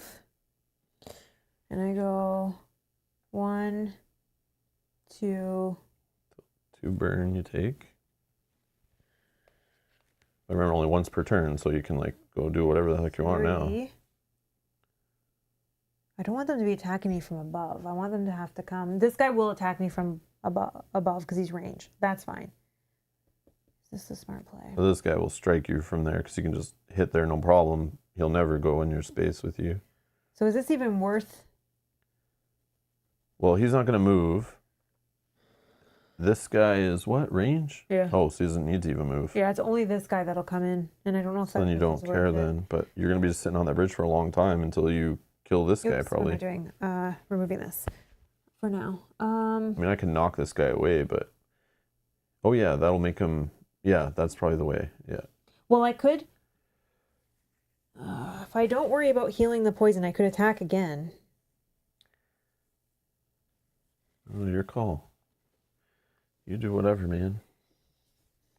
But remember, what we have happen now, we carry forward, and I don't know if that's health. Oh, I think you get a free recall and you get to heal, but you keep poisons and shields and focuses. I think you keep that on you. Mm-hmm. So I don't know. I think you get to heal, but you keep all your trauma and your curse cubes. So like, yeah, keep an eye on your health. Don't take trauma cubes if you don't need. I got an idea. But it is all a race. I got an idea. I can jump 3, so I can jump over this big guy. Oh, there you go. So let's spend 2 focus. Let's jump for 3 to the other side of him. 1, 2, 3. Yep. 3. And then I can do 3. Oh, sorry. Where do you want to go? Against the wall. I think I'll hug the wall there for a minute. And then I can do attack +2, attack +2 on the big guy. Sure. So sorry, it's attack +3, actually. 12. Okay, so that does 3 damage. And then we do it again. 10. Okay, that does another 3 damage. Okay. I still haven't moved. I can also do this. I can knock down both of those little guys. This guy's knockdown doesn't matter too much. But this guy does. He's going to attack twice. Yeah, I'm going to do it. It'll deal 3 damage to them anyways. Oh, yeah, yeah. So 3 damage to them and knock down to 3 damage to this guy. And knock down. I still haven't moved, so I still could technically move. And then 3 damage to this guy. And knock down. Okay. And then I think I move 1, 2. And do I go for the chest? Technically, we need to do this, but whatever. We have time because we still have to come through. True. But again, I don't think I'm I don't know opening the what door ends yet. this though. Like, do we all have to go through the last door? Like, I know there's 3 doors because I pulled them all out, but I don't know what actually ends this part. Like, we need to end it with more of these in the bag. Yeah. So like, I don't know. I'm not sure what to tell you. Okay, I'm gonna open the chest first, and then I'm gonna use my heal because just in case. So bleed to. Okay. So then we'll see what's in the chest. Oh yeah. Should I just shuffle? I just shuffle. I'm gonna draw the next thing. Because the bolts are so Let's annoying. get something. I keep Let's getting get the something bolts. different. Yeah, there you go. You got Okay. some burn. Thank you. Yeah, yeah. I mean, that's still good, but that's like kind of boring. I'm just gonna put it on the bottom, and we'll just draw from whatever's next. All right. So I wish that's how it worked. Then let's use as my second action. So my first one was this one. My second one is this. The other one was my focus. We're going to heal 2, and we're going to remove a curse, which also then gets rid of my poison from the heal. Okay. I don't think when I heal, I get rid of the bleed. I think I gotta. All right, I think I'm done. I have 1 cube left. Alrighty. Shadow Cultist. He is going to stand up, and then he can't attack anybody because nobody's in range. Okay. Beautiful. Your turn. All right. I don't think there's a point on spending a cube action just for one thing when we have so many enemies and other things to do still. So I am going to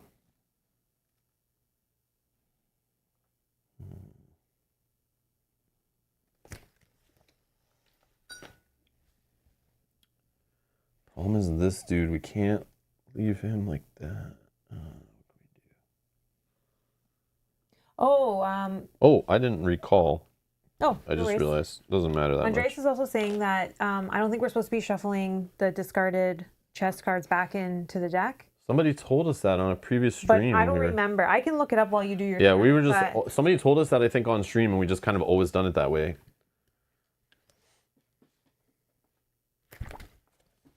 Oh, they're supposed to get shuffled back in the camp phase? Really? I guess that would help you not cycling. Does that say it on the camp phase thing?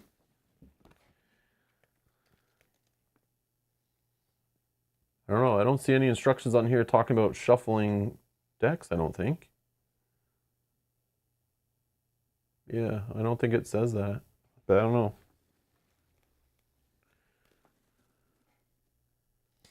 Okay, maybe it's page 31. More details it says. It's like using, yeah, this.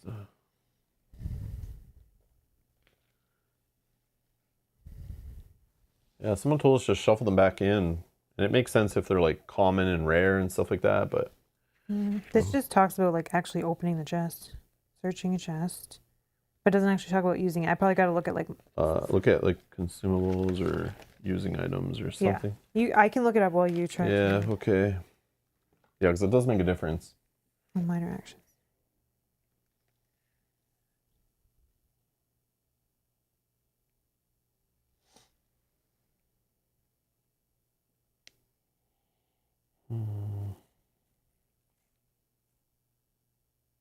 Oh yeah. After use consumables, items must be placed in a discard pile and will be reshuffled into the chest deck at the beginning of the next adventure. Oh, okay. So not in the camp phase, but at the start of the next adventure when you set it up. Okay, that's But it's good. still like the same thing. So technically, it's not in the camp phase, so that would go back in, even on the second part of a connected one, I guess, because at the start of an adventure. So. Thank you. Yeah, definitely that changes things a little bit, but. All right, we'll just put that there. Okay. So yeah, what am I covering here? What are we not doing?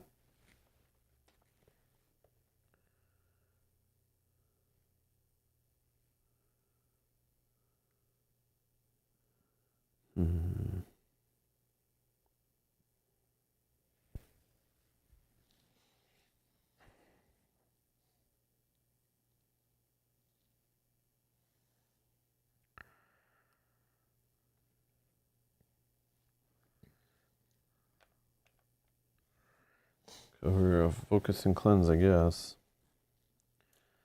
I don't know. Okay. Our goal is to clear stuff from this. Also kill this guy would be nice. Who actually hits the hardest? Shadow Cultist actually hits for 5. Yeah. So him on darkness could kill our friend. So in that case.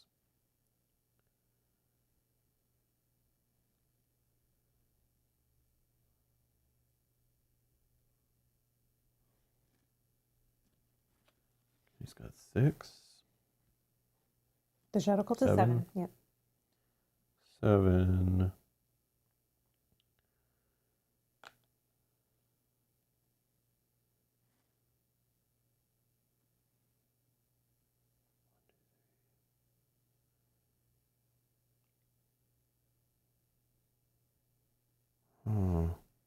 Trying to think like burning and stuff like that. Like it's not quick enough. So if I put him in there, he'll just like move in there, get more burn and attack, but he won't die till his next turn. Hit him for 4. Hit him for 4. Throw him in the burn. It's only 2. But if our friend can reach him. Oh yeah, that too. I forgot about his attack. Yeah. 1, 2, 3, 4.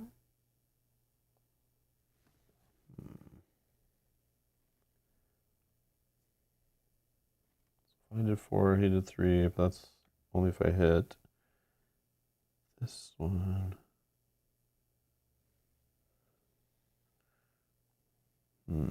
Okay. Actually, if I just go.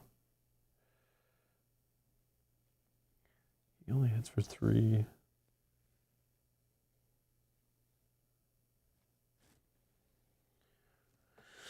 Yep, let's just do this. So I'm gonna move 1, 2.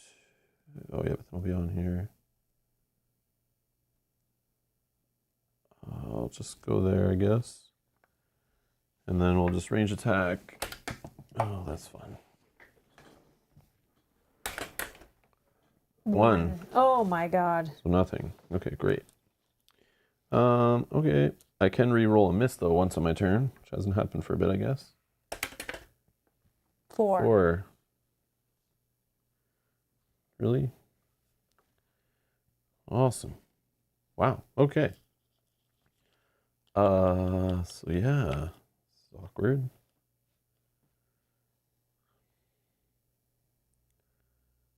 The hell, man? I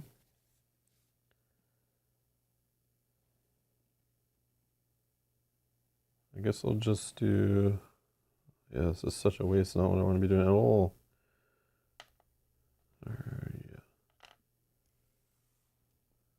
Yeah, I'm gonna be stuck here. Okay, I'll just do 2 damage to him and stun him. Like, what a waste.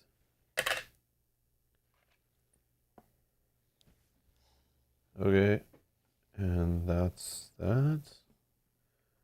1, 2.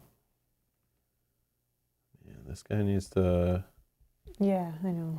get with the party, because right now I feel like he's going to target more, so it's us. If I stay like this little configuration, which is a problem, because we're more appetizing here. This guy will go for you. This guy doesn't do anything. Yeah, the big guy's the real problem. I should have just attacked him.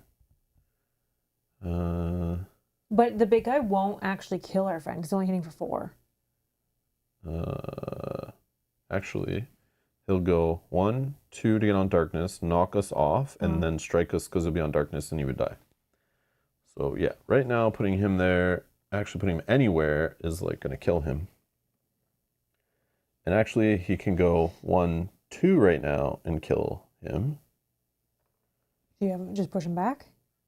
I don't know, but like. I mean, the goal is to protect him. We can't have him die. I mean, his 3 damage is but like, great, but if we can't use it, we can't use it. Or I guess you've already moved, right? So you know what? I could have went like this and still attacked here, right? Yeah. Yeah, so I should have gone like that. Oh, but that would heal. I don't need heal. But that still causes a problem because I think you can still jump there. Yeah, this guy literally has to go back. Like, that's crazy. Yeah, I'll try. I was trying to kill him, but I'll try harder on the Okay, guy. next. Whatever. Such a waste. That's such a this guy, he's gonna disappointing get turn. shield 1. Trying to be efficient and be quick, but we're just wasting turns. Then he's gonna come to me. He's going to attack for 4. He's going to attack for 4. I think I want all my tokens back, so I think I just do this one. I don't care about the move, do I?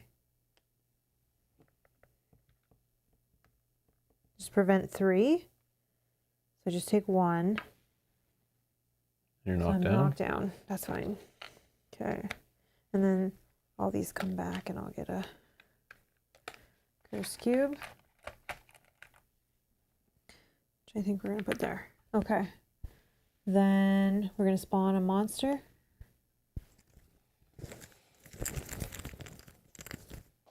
Blue. I don't want to use green actually anymore.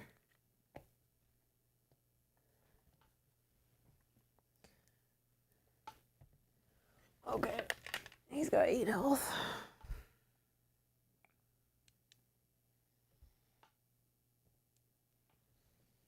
Okay. Flipping this card. This guy is going to burn 1. He's going to stand up and nobody's adjacent to him. And then we're going to draw 2 runes. Oh, wow. Yeah. So bad. So bad.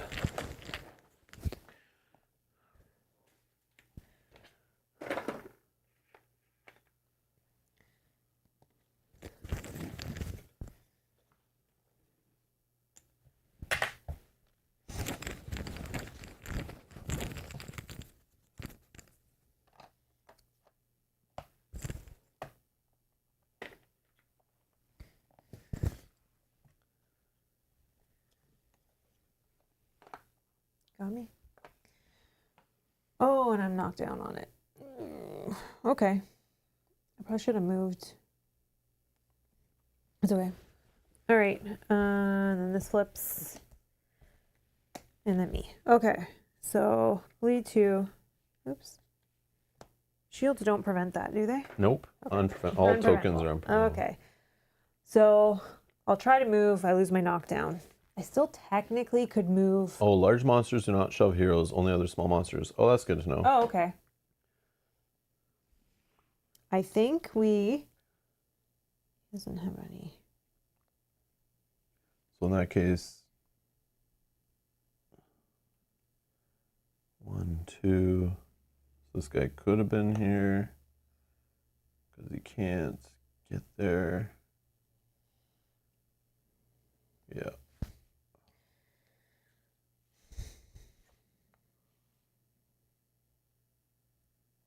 One, 2, 3, 4. 1. He was here, right? Yeah. That would be bad. Okay. So yeah, I think he just needs to like chill over here. Alrighty. I will attack +2 with bleed. He's not immune to bleed. Okay. 13. Okay, that's good. So that's 3 damage. So He's shield. at 6. Oh yeah. Down to 4. No, he should be at 7. They said he had 6. No, he would have had 6 left, but then Right, 7 left. yeah, because of the one shield, I forgot. Okay, and then he's bleed 2. Okay. Then, oh, that was -2, but it was still 13, so it was still over 7. Then, I think I do this, because I've already lost my move from my knockdown before. So now, I will shield 2, move 2. I'm going to move to here. I'm not going to open the door right now, but then I get another attack. +0. I'm not on darkness anymore. 4. It's 5, not a success. Okay. That is me. Shadow cultist. He can move towards me, but he's stunned, so he's not actually going to attack, but he wants to get within range to hit me. What's his move? 3. Like 1, 2, 3. Okay, and then he doesn't attack because he was stunned. Thank you. Your turn.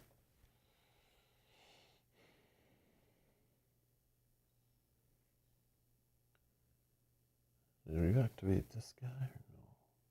Oh, no. He's not gone yet. Because he spawned here and then hasn't gotten around. Oh, to him okay, yet. okay. Yeah. Okay. What can we do? The one's like ready to be finished, so that's kind of bad. This guy would be at 5. 5 more damage? Yeah. I mean, 5 damage on a big I guy. need these guys like away from this. That's the problem. Oh, I guess I could have... Sorry, on my turn, I could have done something like this. 2 damage and burn 4. We don't know there's still more rooms, like still another door. Yeah, I don't know. that's true. We're like only halfway and we're pulling so many tokens out of the bag. It's like I'm thinking we're like behind here. Definitely behind. So like maybe if we get all these, it's like okay. Yeah. But again, I can't get them right now, so we're just gonna stay here until we can. That doesn't sound smart. And then this guy, like, what's his deal? He's like we're wasting him. The game put enough enemies in there to balance that out, and he's not even doing anything.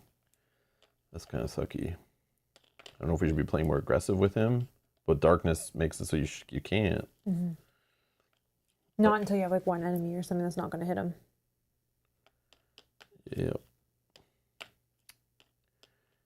What to say? I don't know what to do.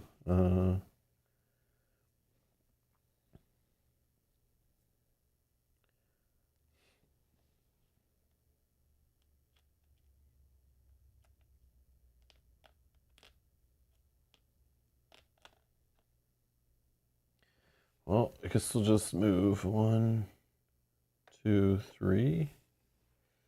It's not enough to get some range attacks going. Wait, where's it here? 3. That's range. Yeah, it is. I don't know what I'm thinking, man. Bridge spaces are weird with like the little space they have. Okay. So let's just do green cube here for 3 damage on orange guy. and push 1, 2. So burn 2 on him. I'm also adjacent to the lava, so I'm going to change my good quality stick. As a minor action, adjacent to lava. Boom. Probably did that before. So it can only be ranged. Oh, that sucks. Big guys. 4. Could hit twice. Yeah, let's do this one. I'm gonna do magic bolt on this one here. 11. Okay, so that's 3. Oh, I'm sorry, this one? Yep. Okay. 20. All right, well, it's a waste, but sure. All right. All I need was 3, not 6 or whatever. Actually, that would have been like 8 damage. Wow. Actually, Oh, could you switch your target? I can switch my target because it is 16 or higher, even though I would love to kill that guy. Yeah, my 16 plus, it was 20. It gains +1 damage, but then it gets doubled, right? So it's an 8, and I can target anyone else. Oh, you want to target the big guy? Yeah, where's his? He would be dead. Yeah. I mean, that's not terrible because then... Yeah, but then he's still near this. But then your friend can kill this guy, and then I can... Can you reach him? Yeah, I can. Yeah. All right, yeah, kill the big guy. I'll give you that card, sorry. Okay, so that was my 2 cubes and my move. These are that guy's. And then this guy will move 1, 2, 3, 4. And then hit this guy. He'll attack him for 3 and just kill him.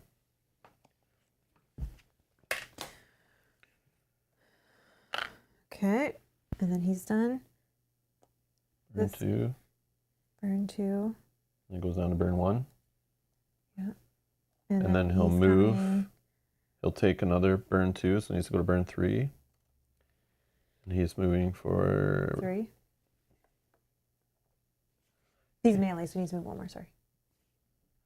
1, 2, 3. Oh, sorry, yeah, he can't. I'm so sorry. I don't think there's a way. No. 1, 2, 3. Yeah, sure, you can move like that, I guess. No, that was my fault. I thought. I don't think you can get anyone over here either. Oh, wait, yes, you can. You can get me. Then he can hit you. Yep. And is he on darkness? Yep. So it's 5. 5. So prevent 2, take 3. Okay. And then if there's at least 1 monster on the board, this card has no effect. Flipping that. Oh, what am I doing? Taking this, and then we're drawing a rune.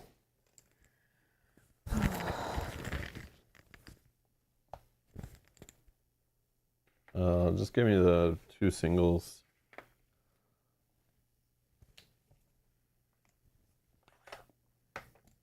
Oh, actually, this goes for you still, right? Yeah. Which would still be 2 based on that shape. Yep. Okay, flipping that card back to me. Okay, need to get off the darkness.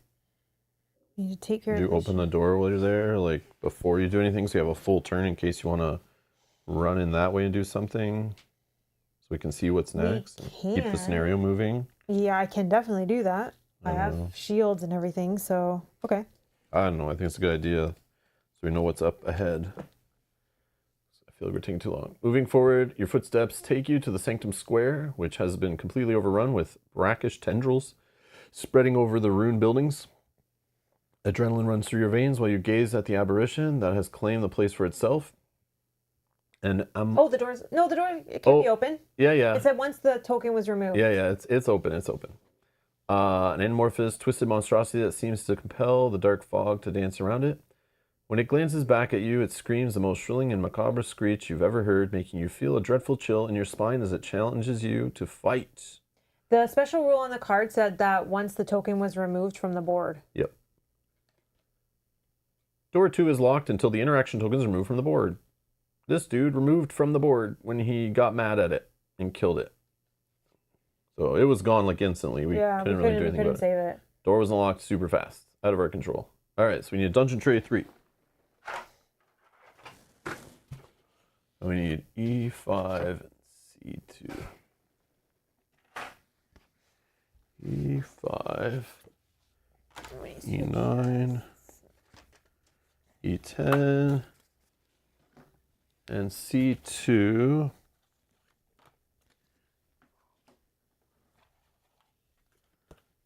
Which way is this? Oh, it's going. Yep.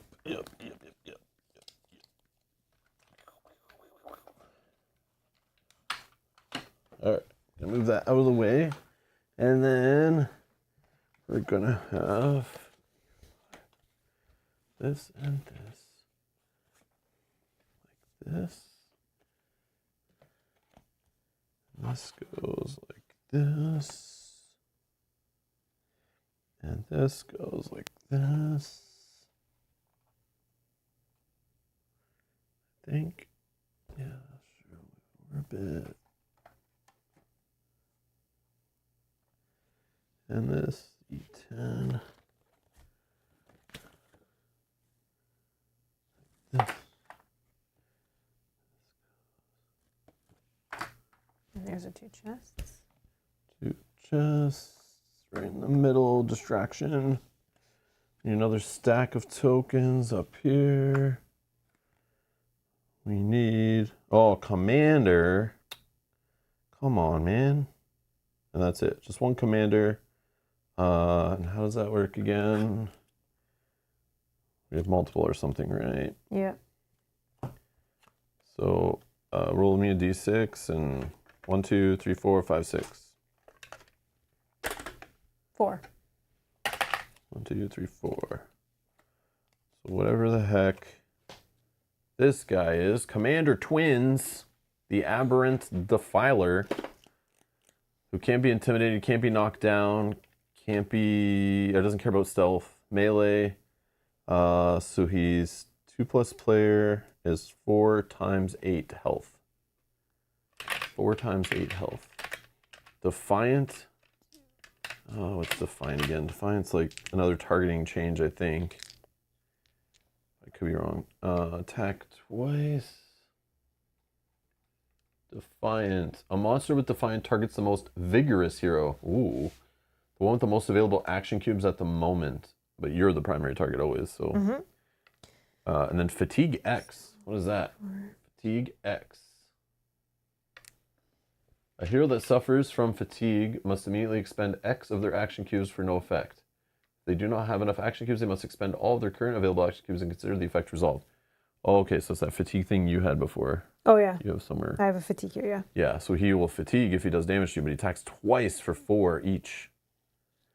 And then, I'm just going by memory here, but I think we draw some cards at random from here, and that's his, 2. like, just 2? Yeah. It's like 1 per player. Oh, okay. And this goes like on the track or something? Yep. I didn't read about commanders today. I forgot all about that. Could be a thing, you know. I guess every scenario could be a commander. Yeah, he's going here as well. Oh, wow. Card number 1 is Rend Flesh. This attack targets the strongest hero that is adjacent to the commander, if any, dealing X damage and bleed X to it. Right now it would be 2. Oh, okay. That goes below the red. Tyrant, passive. Commander gains plus X base damage as long as there's no other monster adjacent to it. Plus 2? Yeah. Okay. That goes here. Whoa. That's crazy. So he is here. All right, so this guy's going C1. Hiding by the loot. Door 3. Over here. Guess I can put that like that for now. Try to be able to reach it. And yeah, nothing below the line. That's all. So there's darkness here. Okay. So go through. Oh, trapdoor. Hold on. Trapdoor, Eldritch Screech. When this door is open, right after completing its setup, if any hero has the waxed status on their campaign log, which I'm sure based on going through some interact tokens that we couldn't because it disappeared, we might have, they must erase it and nothing special happens. Otherwise, if no hero has it, a trap is triggered and each hero must take a strength yellow skill challenge of difficulty 5. Each melee cube you have gives you +2 bonus to your roll. Heroes who fail the check suffer the difference between the difficulty and their final score as damage. All right. If I have. Whoa. So you could roll like a 1. It gets maybe +2 from your yellow, like 3. Yeah. And you take all the damage between 3 and 15? Yeah. That is insane. Oh, wait. A challenge. Oh, it's a challenge difficulty of 15. Yeah. Oh, is the difference between the difficulty and their final score as damage? Yeah. Okay. I think that's how that works. All right, I only have 1, so I only have +2 to my roll. 2, Yeah, 4, 6, 8. So you're taking 7 damage from a I believe. That seems really harsh. Especially when, like, rolling a d20. What the heck is that? Each melee cube gives +2. And I'm not even at the door. Why am I getting punished? The screech just so goes right through the halls. 7 damage? Yeah. Yeah. Wow. I'm at I know. 2. I know. But I think it's because we're supposed to be racing through a scenario ignoring enemies, so they put this stuff in here to also damage you to make it not so just easy to keep running, you know? But it sucks when you're still getting hit by all the enemies and fighting slowly. And Yeah. 17. 17, nice. Okay. All right. That's good. Yeah, like I have barely any to not get a trauma man. cue. I'm like, I'm good. I got 6 in that. All right, then it Shields? says... I don't know if shields prevent that? No. Oh, maybe, yeah. Only if it's unpreventable. Yeah, Okay, your so then shield I might can- be good. 1, 2, 3, 4. Okay. Yeah, it doesn't say I'm at 6 then. unpreventable or whatever the word is. Thank you. I think shields are okay, Yep. yeah. I didn't think even so. think of that. I just, the door is falling and I put my shield up. Okay, so special rule locked door. Door 3 is locked until the commander's defeated. Okay. Okay, so that was the start of my turn. We did that first so that we could see what was going on. I think I want to do, he's not immune to burn, so I think I want to throw this at the commander so we can start burning Mid-range? him. Yep. So I'm going to deal 2 damage and burn 4. Yep, makes sense. I feel like that's the I smart. know, we have to hurry. Yeah, to start getting him killed. I mean, he moves for 5, so Just go, and he attacks twice for 4 each. yeah. All right, then I think we need to actually, he's going to come to us and maybe that's better. Is so, well, I don't know. I don't know. Having enemies keep spawning here is bad. Like, I need enemies to not be here. Like, hopefully I can kill this guy right now, and then I'm going to waste my turn doing that. I don't care about this guy. Oh, that guy's going to die on his own. Oh, okay. But something might spawn. But he's not going to die until after your turn. Man. Okay. But I need Next. to worry about this cultist is the problem, I think. So, Why? because he goes next, Mm. I don't know that I want to take 1. Oh, yeah, he's the one that can kill him. Yeah. Because he's on darkness. I'm going to move. So that was the start of my turn. I did all that. And then I'm just going to move for 1. Then we're going to attack this cultist with +4 to the attack and poison 1. He's immune to poison, but +4. Oh my god. 6 is not 7. Okay. So then these can't kill anything. He's immune to poison. All right. I guess my other... Oh man. We're going to save that, I think, for the retaliate. Then we do... Can you kill him? No. Because these cubes don't attack. But you're the target, right? Yeah. Oh, no, but then he wants to hit the most. So he'll go Him? here. This guy, no, he's good. Oh, okay. Oh, yeah, he just goes for 1, Yeah, right? he's just going to hit me, which is fine. Oh, So I okay. think I'm going to retaliate. I think I just need to heal. Heal 2 Yeah, that's... and cleanse that away. So that was my 2. That was my move. Okay. Okay, then he's going to tap. He's attacking me 7. for 7. Yep. Well, I guess I could prevent 2 and move. All right, I'll prevent 2. So he attacks me for 5. 1, 2, 3, 4, 5. And then I can move for 2. 1, 2, 3, 4, 5. I think I just want to move to here because then that guy won't hit me this turn. He moves for how much? 5. 1, 2, 3, 4, 5. And he's Yeah. melee. Okay. Okay, unfortunately, I'm so sorry. That was terrible. Oh, but then he's going to burn one and curse me. Aren't you cursed right now? You have to curse yourself first, recall and all that. Oh, yeah. Sorry, I didn't realize I used my tokens. Sorry. So you'll get like 2 So I'll curse get 2 cubes right now. curses, yeah. This one, I think we'll put this here. Yeah, we'll put that there. Okay. Your turn.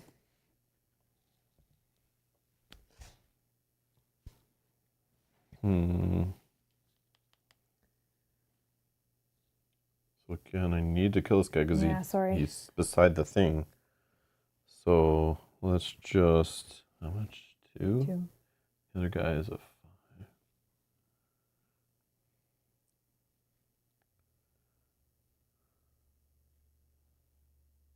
Yeah, let's just do, we're gonna do 2 targets, 3 damage. So this guy's gotta go. I heal 1. Oh, you want to do the boss? I'm thinking, then this guy, I don't want hitting anybody for 7 damage at range.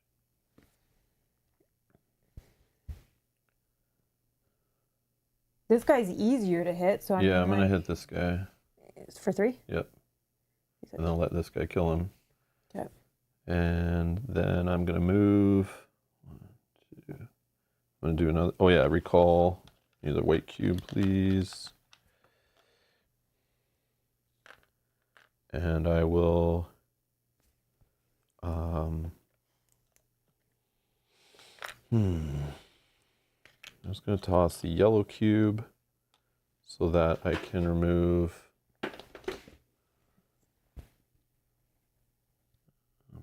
Please. Oh yeah, why did I do gray last time? I should do the one the highest. Yeah, I'll just make it. Oh, the ones that will matter as well as red. Oh, if I put a red back in? Yeah, or black. We don't maybe want to put any of those back in, but you have to put 1. Sure. Actually, black is the worst probably, because it's making his base damage higher. This one is only if you're adjacent to him. Is making them all the same like probably better? Probably. I don't know. Because right now we can only spawn, right, if it's a black? Yeah, gray or whatever. Or gray. Okay. All right, that's my turn. Then this guy's gonna go. He has range 1 for me, so it could heal. So I'll go full health. Oh yeah, I would have healed 1 anyway from that guy dying. And then this guy will just go 1, 2, 3. You probably want him closer, right? So you can put some sort of something on the guy. Yeah, and I'll just kill this guy. Okay. Yeah, I was thinking that.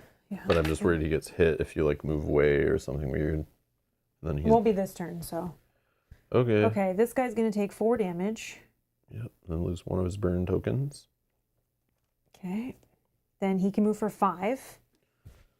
1, 2, 3, 4, 5. Okay. And then he's done. Summon. So we're only summoning if it's a black or gray. Green, nothing. Okay, so this flips. Oh, he summons here. Oh. There's that one. Sorry, yep. Why do you keep putting them away? Because I thought we were done with it. What, oh, no, I still have another one. So yeah, I still have another stack here off to the side that it told me during setup when we read that. So obviously there's another stack in the last door too. So like, and in the last room, is it what's higher than him? Like a full boss? Are we fighting the full boss in the last one? Like, I don't know. Those could be pulled out for the next scenario though, right? The next part of the Nope. No? Oh. Nope. Sorry, I think I gave you the card back then too because I thought we were done. Boom. Thank you. Okay. Okay. Oh my gosh, I'm knocking everything. Okay. So that was that. We're going to flip this card. This one, this attack targets the strongest hero that is adjacent. Nobody. Okay. His base damage is increased. We already know that. And we're going to summon or spawn 2 runes. Oh my goodness. A T, but I think we just need a single, right? Yep. Okay. And then a small line, which we just need a single. Yep.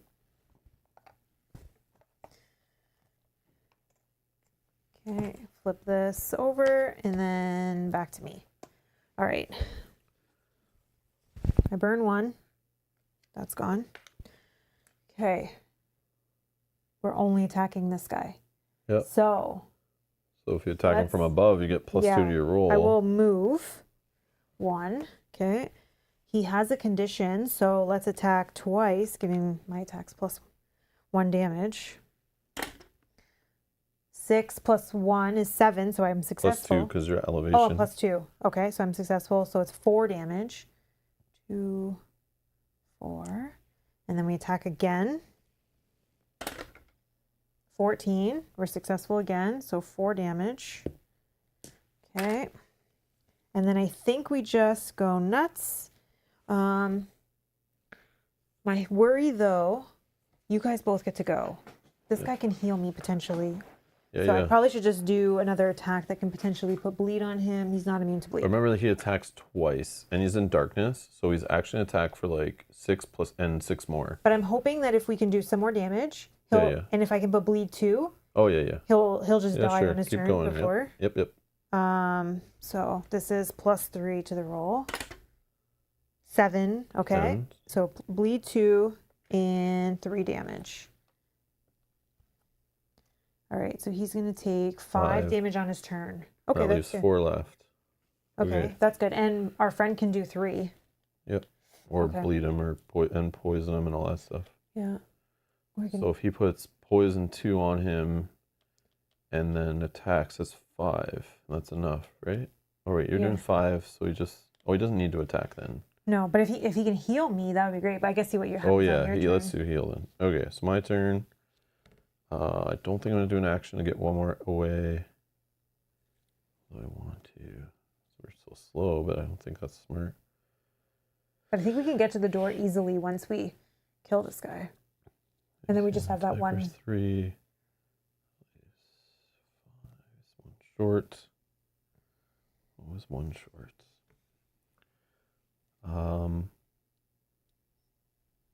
Okay. I was going to do... Oh yeah, and Andres is reminding us, remember that the commander is not considered a large monster, so he can be stunned. Yeah, this I know, but I think we're good. Yeah. I know, I thought that too. Because, the knockdown he's immune to, but I can stun him, yeah. All right, I think I'll just do the magic missile to do 3 damage to 2 targets. So 3 damage to the boss, 3 damage to the other guy. Okay, and then I'm going to...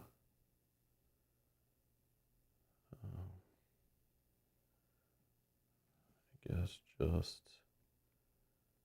move 1, excuse me, 2, 3,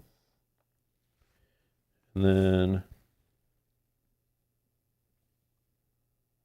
I'll just do a jump 3, 1, 2, 3, and I will do 3 damage to this guy.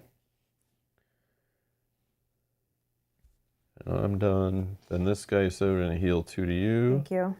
And then he will move. Oh yeah, he's going to move. 1, 2, 3, 4. 4, sure. Can't attack anybody though. Wait, how much moves this guy have? He can attack the guy behind. Because he's... I don't think it matters. No, it's going to burn, but sure, 3 damage. Yeah, do 3 damage. Because he'll... Oh yeah, we already talked about that. Yep, that's right. The guy, actually, this guy can move for 3. Maybe he doesn't want to, he wants to stay back 1. Yeah. Because then he won't get attacked by that guy. 1, 2, 3. Yeah. Okay. Okay. Then this guy is just going to burn to death. So the commander's dead. Okay, that was pretty amazing. He didn't even attack a single time. Okay. And then this guy, the vampire summon, can move for 3. Okay, and then he can attack. And then there is at least 1 monster, so nothing's going to summon. We're flipping that. Drawing 1 rune card, or 1 rune token. Which is just going to be a single to go underneath my spot. Okay, flip that. Back to me. I think I will move 3. Perfect.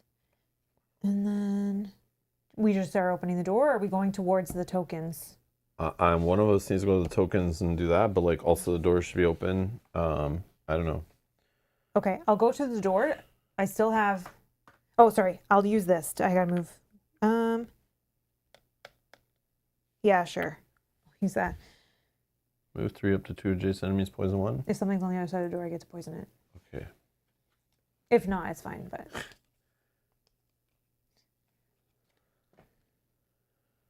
the Sanctum entrance. After a hard battle, you advance through the black mantle of darkness, finally finding yourself in front of the entrance to the Sanctum of the Ancients. It is an impressive building with massive iron gates that, at this moment, were open like a gaping mouth, expelling a foul emerald breath from within.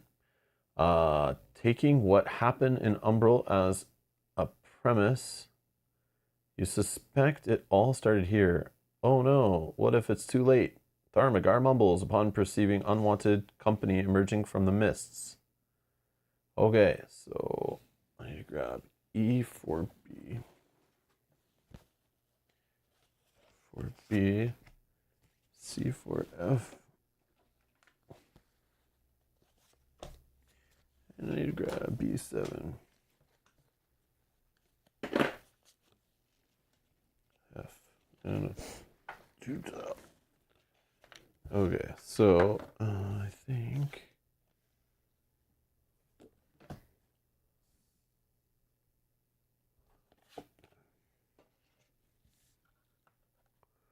I don't really know to see this on screen, but I measured and thought it should be okay. I think it might be okay. Oh yeah, okay. Yeah, measuring was like, if it goes out that far, it should be still on camera. But okay. Wait, is this the right one? C4F. Oh, I think we have a typo probably, because C4F doesn't look anything like the art on this. I don't know if that even matters, because all we really care about is darkness spots, but.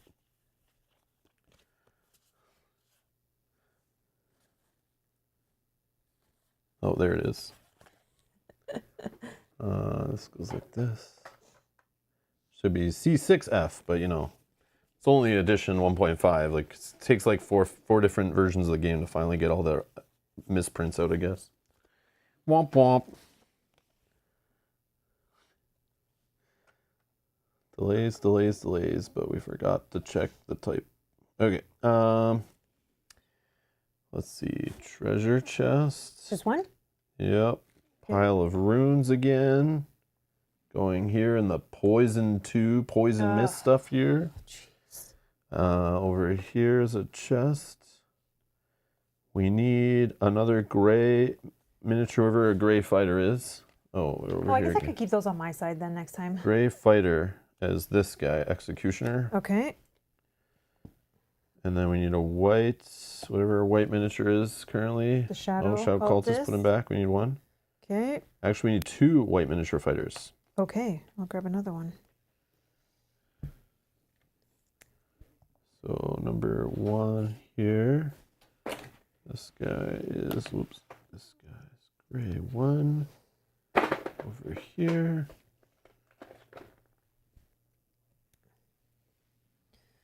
Alrighty, just give me a second to get all these guys situated. Blue 2 is here. Okay. So yeah, we have a gray miniature, white miniature fighter, another white miniature fighter for 2 players, pile of runes, chest token, special event, the Housekeeper. When the last enemy is defeated, Oh. so you really have to defeat all the enemies in the scenario. What a bunch of trash. Okay, well, I mean... Read special event on page 22. Okay. Yeah, so I guess you could have been pressing through, letting enemies follow you, but like eventually you have to kill them all anyway. That's so lame to make that a thing. When you're telling me in the text this is all about rushing and like needing extra time, but the time really all that matters is these tokens. Like that's all they care about. But also not to draw too many of these either, so that doesn't make sense. So it was like basically you still have to kill the enemies as efficiently and quickly as possible. But like, haha, you got me. Okay, anyways. All right. Oh, well, I still have one more token left. I think what I'll do, I'm adjacent if I just move up straight along. I'm adjacent to that pile of runes, right? So I'll just expend a token. Yep, you move to move 3. for 3, and then I can't do any more until next turn. But hopefully, You technically can just be here if you want. That's like diagonal to it. Doesn't matter. Hopefully nothing spawns there, but we can choose, I think. I'm just worried about that orange summon, the cultist. He can move for 3. Oh, so he's gonna get me no matter what. Yeah. Okay, he's gonna get me. Unless you anyways. move to this one, but you can't go that far unless Nope. you have extra move point or something. Nope. Okay. That's me. Okay, cultists. So let's do orange first, I guess. 3. 1, 2, and 3. And of course. Let's move him here. Yeah, of course he's immune to poison. Really? Yeah. Okay, then he's attacking for 5. He's attacking for 5. I will prevent 3.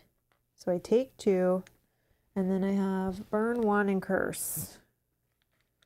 Oh, I better do something about these curses. Yeah. Cleanse, cleanse, cleanse.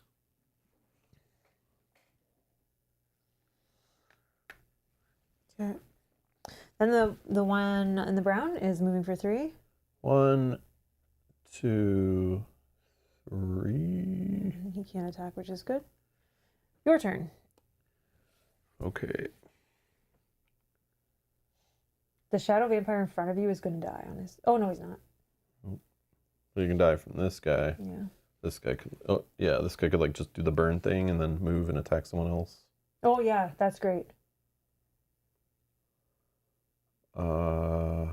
Okay, so I'm going to go 1, 2, 3. I guess I'm going to use a consumable on my turn. So I focus 2, and I'll cleanse a cube out of here. I'll just keep this over here somewhere. Focus 2. And that's discarded. Okay, I'll open a chest here. Might as well. Nothing. Wow. And my loot is Scroll of Displacement. 5 damage, 6 in my case. Telekinesis 3 and stun. Oh, that's great. Oops. I like when you get those ones that give you the plus damage. Yeah. Okay. Telekinesis 3 and stun. Which is this guy? He's not immune to poison. I can't. Oh, it's sorry, health there I and put dice. my I don't nails. need to see that. Okay. So, He's moving for 4.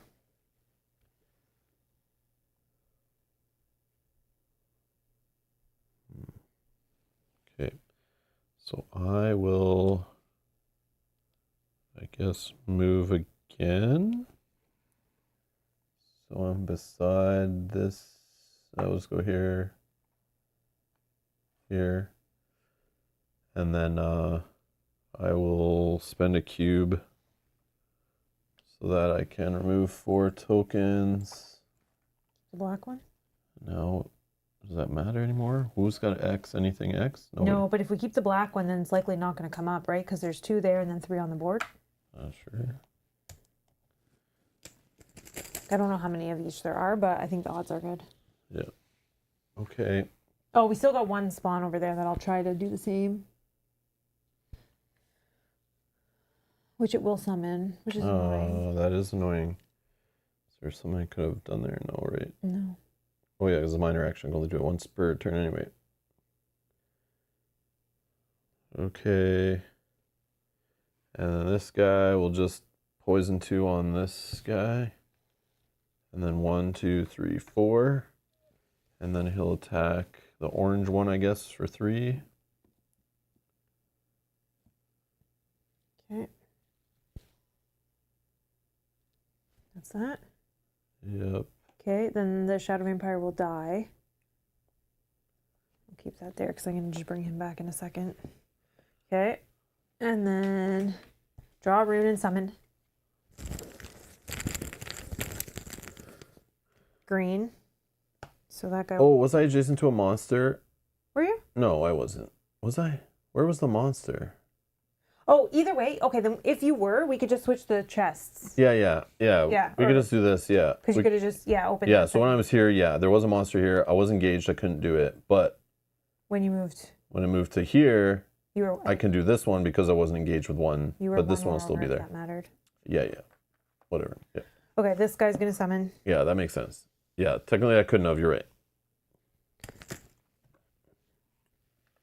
Hopefully that's the last one, and we can.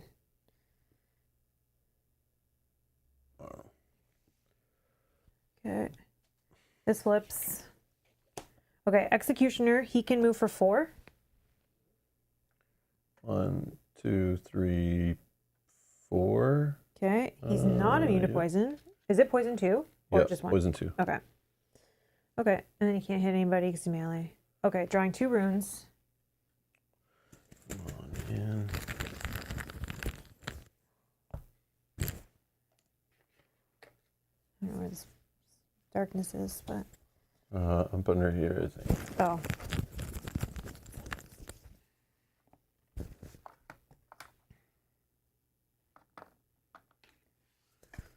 And that one.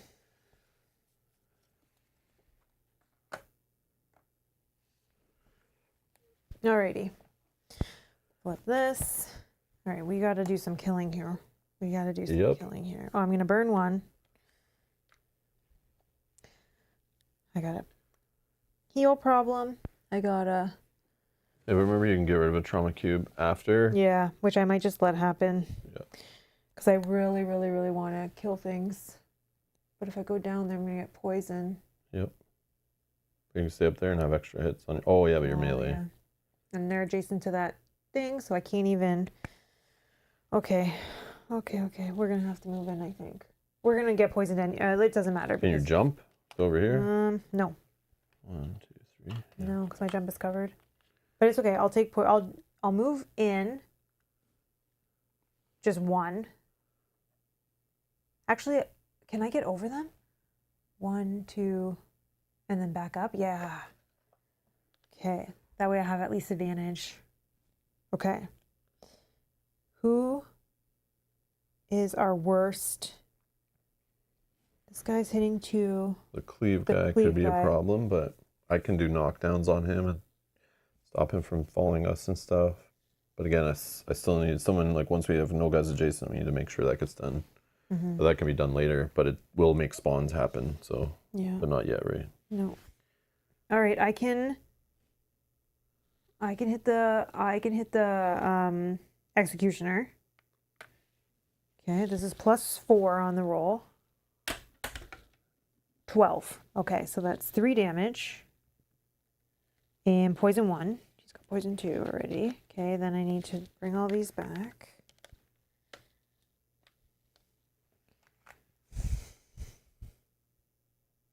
Yeah, it's not good because our curse cubes carry over too.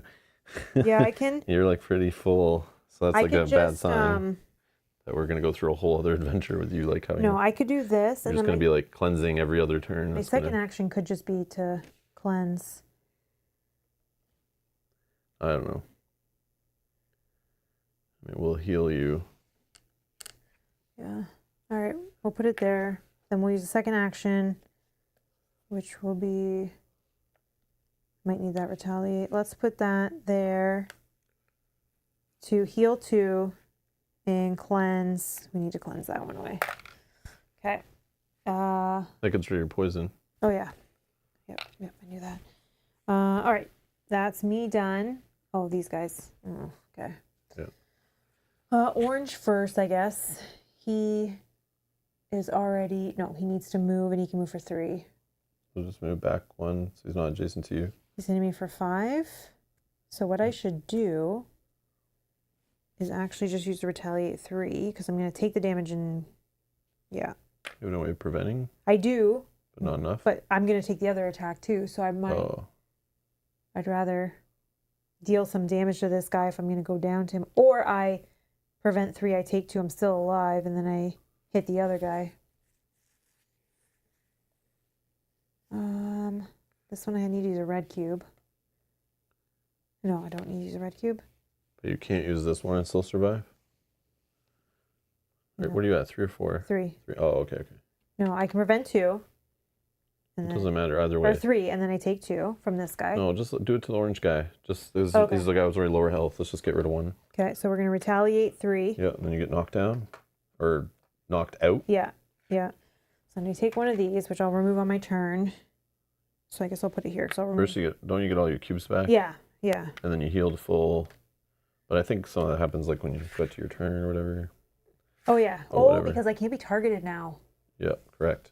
That's why I probably should have done the second one. Oh, yeah, okay, fine. Just switch the damage. Okay. 3, put 3 there, and move 3 from here. Easy. Yeah. Done. Yeah, so you're eating hits. Yeah. That makes sense. I forgot, because he is like... Then... They can still get to me, though, I think. Okay, so then we're good. So I blocked the first one. I would have done my divert, whatever. Or I mean, my prevent for the first one. And this guy is already able to hit you. He's here. Next is you. Oh, okay. Yeah. I forgot to recover a green cube on recall. I did. I think I got it. Yeah. Sorry. Okay. Thanks for the help, Andreas, too, by the way. Yeah. Okay. So the only one that's a trouble to you guys right now is the Executioner. Because he's the only other... Oh, the Executioner and the Vampire. Yeah, but I can't kill enemies like that. No, so but I'm saying if you I knock can control them, yeah. Yeah. We got a new subscriber, Vienna. Thank you for subscribing. Welcome. Thank you. All right, blue cube. What's the best way to use the... Oh, yeah, I forgot I have this... Yeah, I got to use this. I think I should have used this already. 2 damage and burn 4.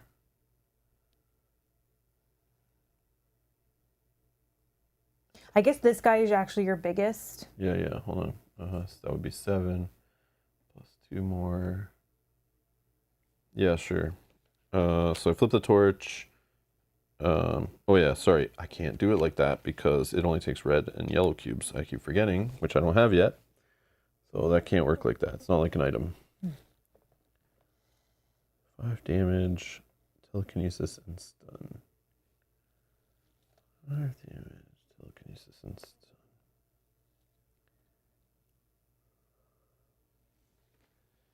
Yeah. We're going to use...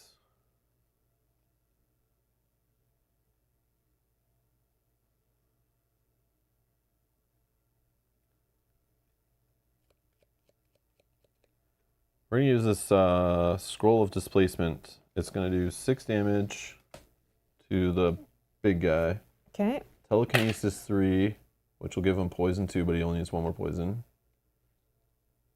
I'll put him here. And then stun. He's stunned. So no attack you from this guy. He'll just die. We don't have to worry about him ever again. Right? Because he'll take 4 and then 4, and that will kill him. Yep. So we don't care about him. Okay. Done. Then blue cube. I think I'm doing 3 damage to this guy. So it's 4 damage. No, 3 damage. 3 damage. And I can push him. I'll just push him over here beside him. And then poison? Actually, I'll just switch them. I'll say this guy was here, and then I push that guy there. And he's poison 2. Now no one's adjacent to the thing. I get all my cubes back, so I only use 1 cube action. I need a white cube to go. Let's go here. And then I move.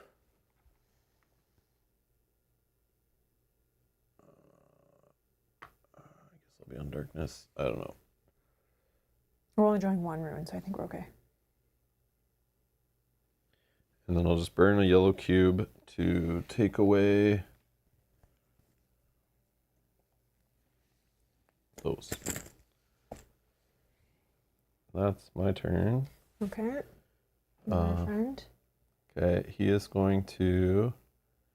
Doesn't need to heal me, but he can poison or something to somebody. Yeah, they're to poison both of those guys. So burn or bleed. Let's do burn. Burn? We'll do burn on... Let's just do it to orange.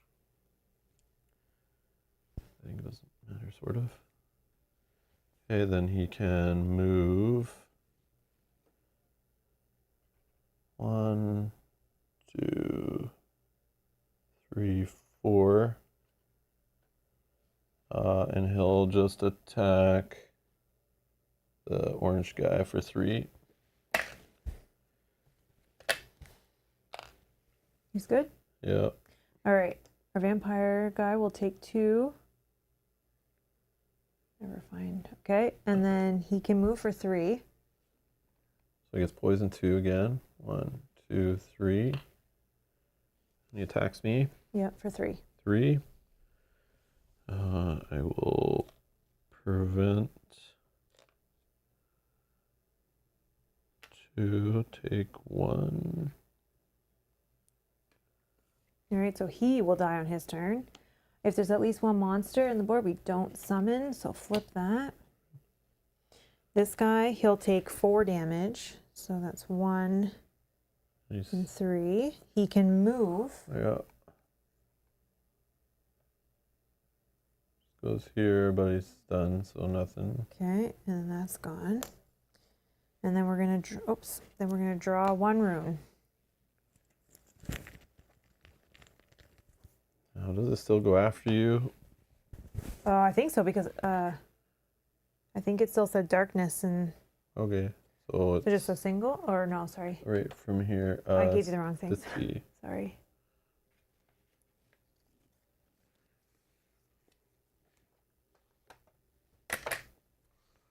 Okay, this flips. Okay, we have to Now end the this. problem here though is this guy won't die till after we summon. So we need to kill this guy. Yeah, but We need to kill all of them or else we're gonna get a new one. okay, but heal up, do your turn. Oh, yeah, sorry. Go. So I go to 15. All right, I stand up.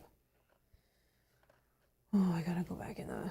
Oh, maybe I don't. Well, there's guys here, Jason. You could attack him. Yep. If you have jump, you can get across and attack them from the other side. I don't have jump. Actually, it won't spawn because the likelihood of spawning is so low because of the grays. Oh, you're right. You're right. You're right. You're right. So let's just assume that's So not going to happen and worry about other things you can kill. Okay, so then let's. So you basically need to worry about just the shadow cultists. Yeah. In between, like, I'll be able to do some damage. Our buddy can do some damage to them both because they're there. Oh, I'm gonna do this first. Remove a trauma cube from your board.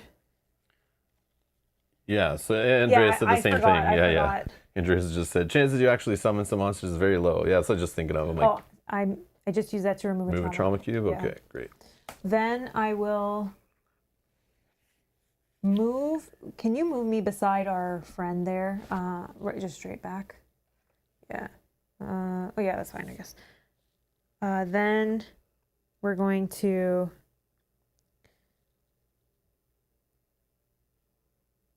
Actually, yeah. We're hacking at the brown one? Yep.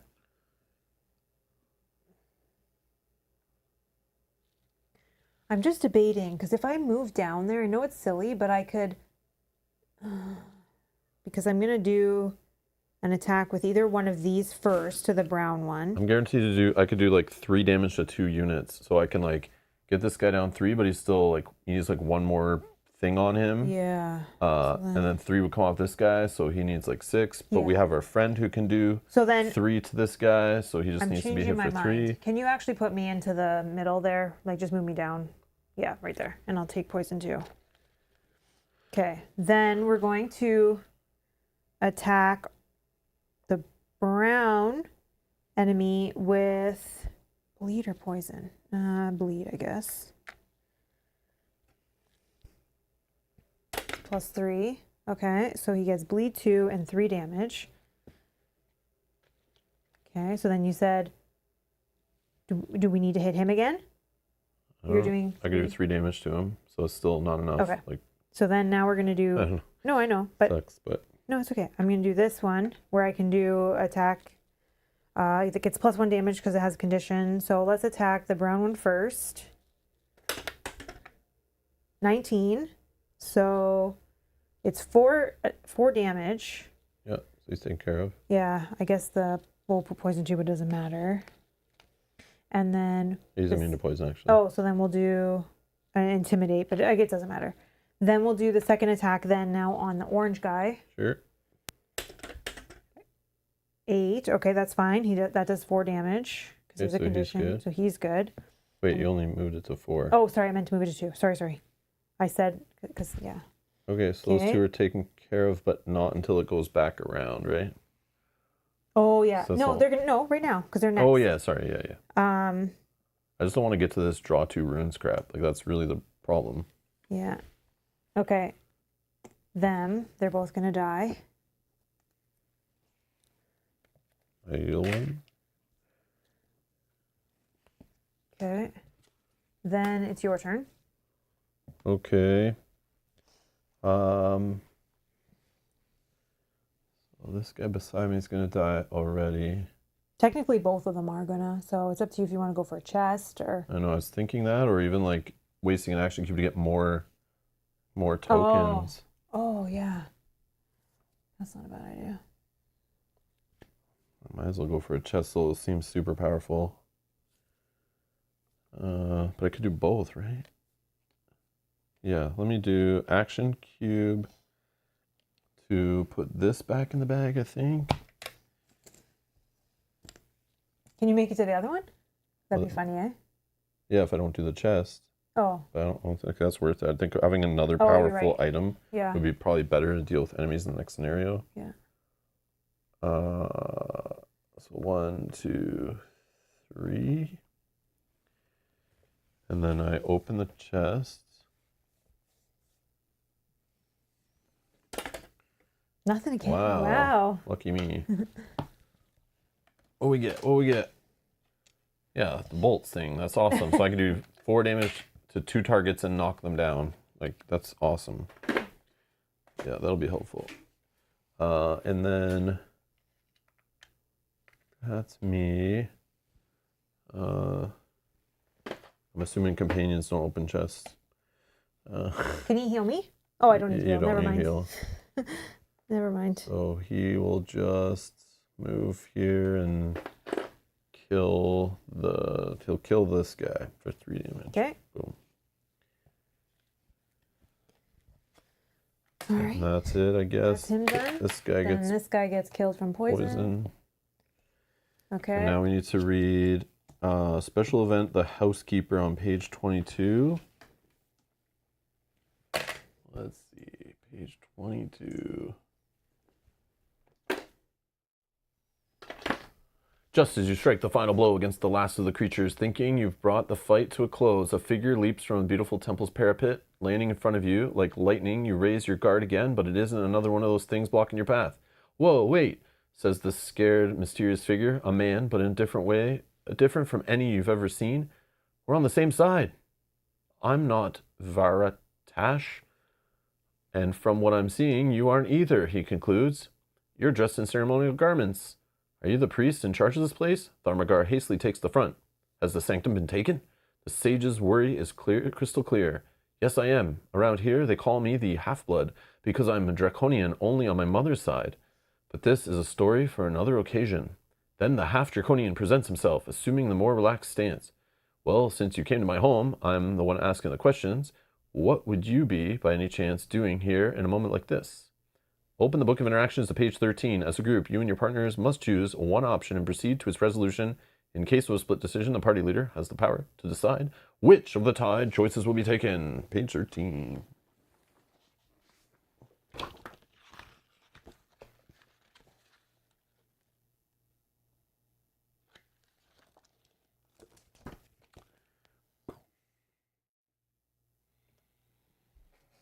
All right, so here's our buddy. You can scold the priest for being disrespectful to your efforts for Ingignixpera. Explain that you came to study any means of defeating the darkness. Explain that you were only trying to help ending up here. Ask him why he's waiting to close the sanctum's gates. Is there something that screams out to you?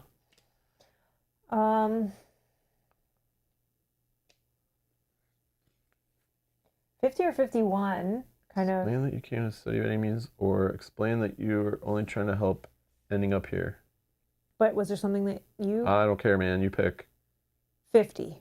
50. Explain that you came to study any means of defeating the darkness. Okay, 50.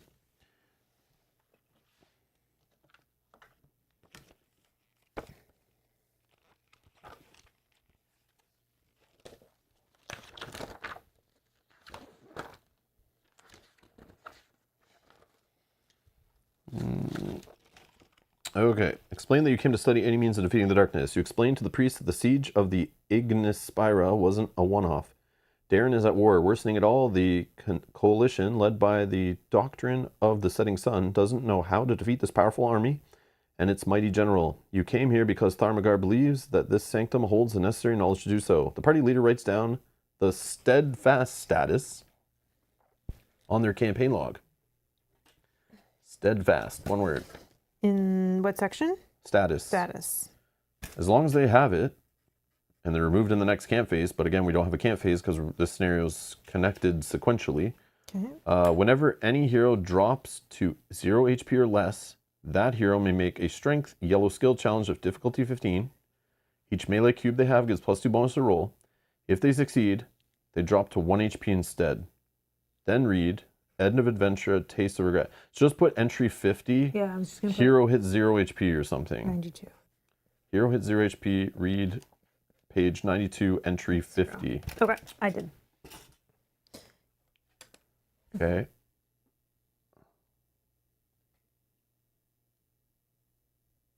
Hopefully that's good. Wait, am I supposed to just go to this and read this now? Then read End of Adventure, A Taste of Regret. I think maybe I'm supposed to do that right now. Sorry, say that one. They succeed. Oh yeah, then. Okay. I think so. Because that was, oh yeah, it said something with End of Adventure. Which okay, sure. I think so. It's like, is that part of the effect or its own separate thing? Like, that was repeatable? I don't know. Yeah, until you lose it. Yeah, it is. Yes, it is. The end of the campaign or cross it off. Yeah, or unless we get a trap that says if somebody has this, erase it. Yeah. 23. End of Adventure, A Taste of Regret. All right. Well, I suppose you intend to go down before I lock this place up, don't you? The half-blood asks, turning to Tharmagar. I think it's on the screen for everyone to see. Oh, yeah, it's right there. Well, I suppose you intend to go down before I lock this place up, don't you? The half-blood asks, turning to Tharmagar, who can't hide his distress. I don't want to seem ungrateful, but tell me, Sage, what do you expect me to find here that you couldn't find anywhere else? He finally says. That which I knew someday, but forgot, the scholar answers, raising a mystery that clamored for resolution.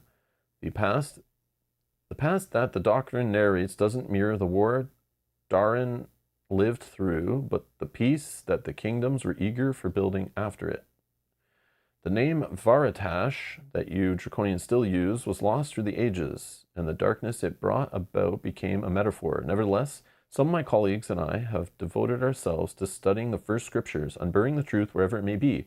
This is how I know that an important tome is here, because I've already translated it long, long ago.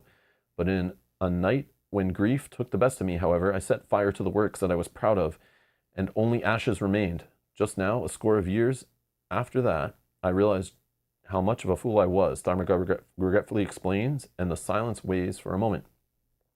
First, remove every ruin that is still on the board and place them on the initiative track. Ooh, then the adventure ends. You may read after the adventure one-way trip below. I may read it? Like I don't have to read it?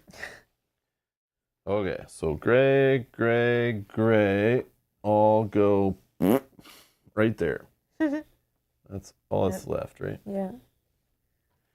Yeah, that was all that's out there. I did have one question I was just thinking about quickly before we go further.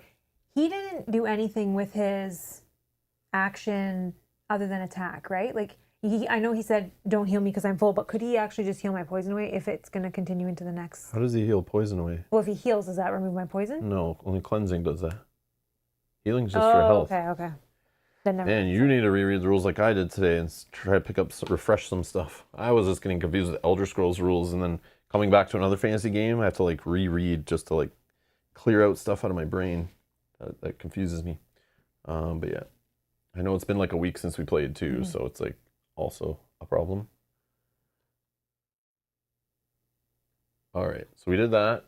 Now it says you may read after the adventure one-way trip below. I think there's still rewards. Yeah, there's still rewards. That's what I was reading the rulebook for sequentials. So after the adventure one-way trip, screeches and moans echo up the misty stairways, bringing you back to reality. Now is not the time for chatting. As soon as you enter, I will lock down the sanctum doors, give my people a chance of retaking the town, explains the half-blood. And Where is it? And for a moment, you wonder if this wasn't a trip to your tomb. You'll still be capable of opening the gates from inside, however. To do this, just speak the verses of the poem that encircles the doorframe. But I warn you, this won't be possible until tomorrow because the enchantment only works when sunlight bathes the sanctum's gates. You and Tharmagar nod in assent, although you were starting to doubt if this really was a good idea, a question that you felt relevant to point out before risking yourselves. I don't recall every detail about the powers of darkness, but what I most certainly know is that it came here through the planar travel, possible only by magic, powerful magic. One of its most basic principles, as you should know, is reversibility. Everything that can be done can be undone. So, if these things were brought here, I'm sure they can be blown back there. The wise man answers you, emphasizing the importance of this dire task. This is why we're here, to discover how we can expel them from our land. Even though you appreciate the enlightenment the scholar casts upon his plans, you can't help but note that he didn't answer the most important question you made. Will you manage to survive so much time down there? Don't be worried, friend. If we perish or not on this trip won't make any difference. If we fail to discover any means to counter this undead king, interrupt whatever is bringing the darkness, here we'll perish anyways, in some battle that won't take long to come, concludes the old sage, entering the mists like he didn't fear anything in the world. Then you follow him, being the first to hear the bang of the iron gates closing behind you, not knowing if they'll ever be open once more. This is a sequential chapter, and thus there will be no camp phase between this adventure and the next one. The procedures for ending this game session and for going forward to the next one will be a little different than normal. Now, every hero must carefully, in order, complete the following instructions. First, take the appropriate reward for this adventure's conclusion as described below. Each player chooses and unlocks a level 1 hero skill or dungeon roll skill for their hero.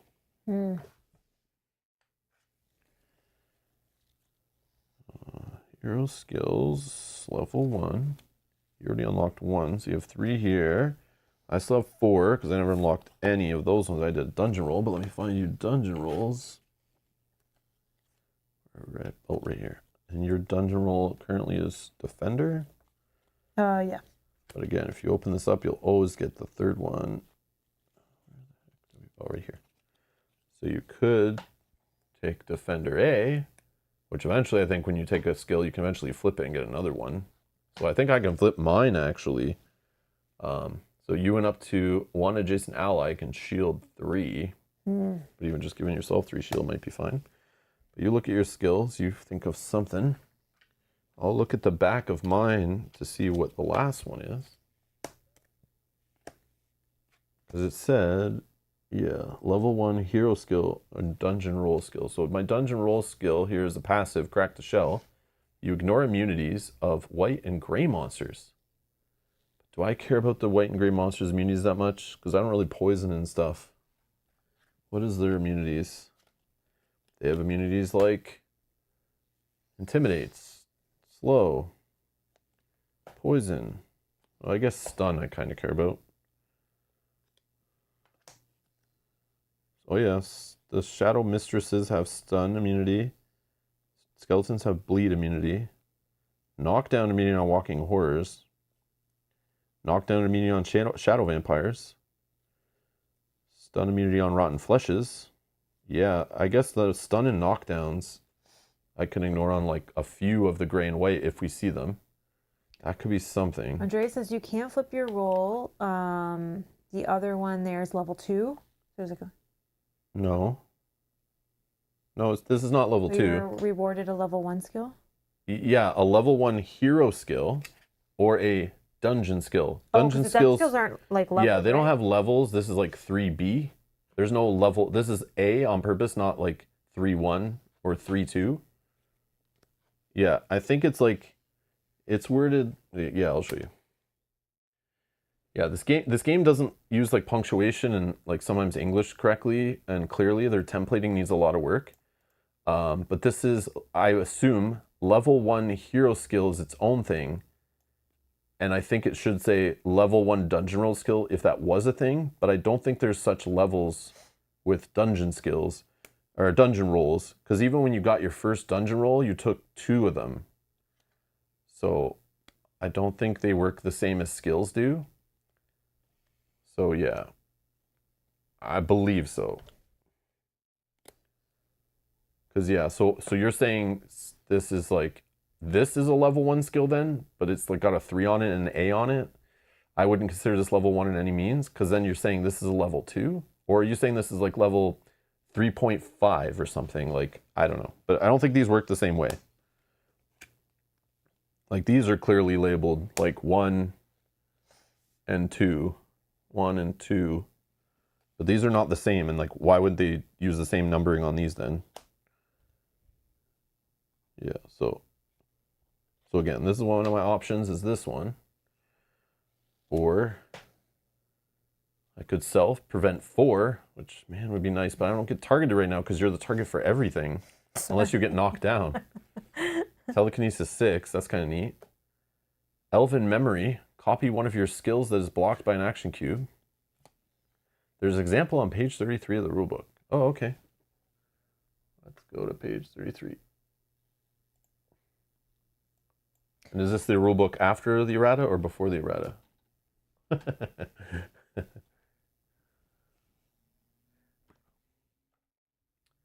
All right, let's look. Dungeon rolls.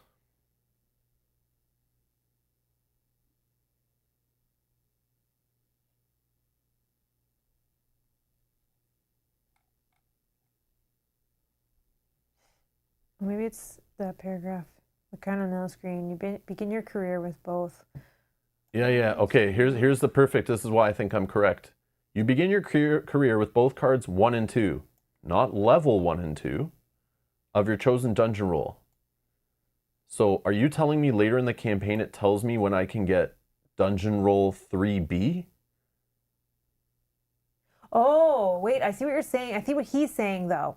It says, for progression purposes, a dungeon roll skill counts as a hero skill. So whenever you're instructed to learn a new hero skill, you may choose to learn your dungeon roll skill of that same level. Which I can see where there's confusion there if those are not leveled. You must first have the first level of the dungeon roll learned in order to learn its second level. So wait.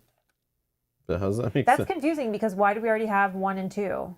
And it told me before I could take 1. Yeah, it doesn't really make any sense. Last bit of paragraph 2. I think it's what we were just looking at, right? Yeah, but I do have the first. This doesn't change anything because I already have A, so I can take B. Yeah. But I can see why it could be interpreted the way that Andreas read that. Okay, but here's the problem. So but it doesn't make sense. When you create a character, you get level 1 and 2, right? Yeah. Not level 1 and 2, sorry. Dungeon skill 1 and 2.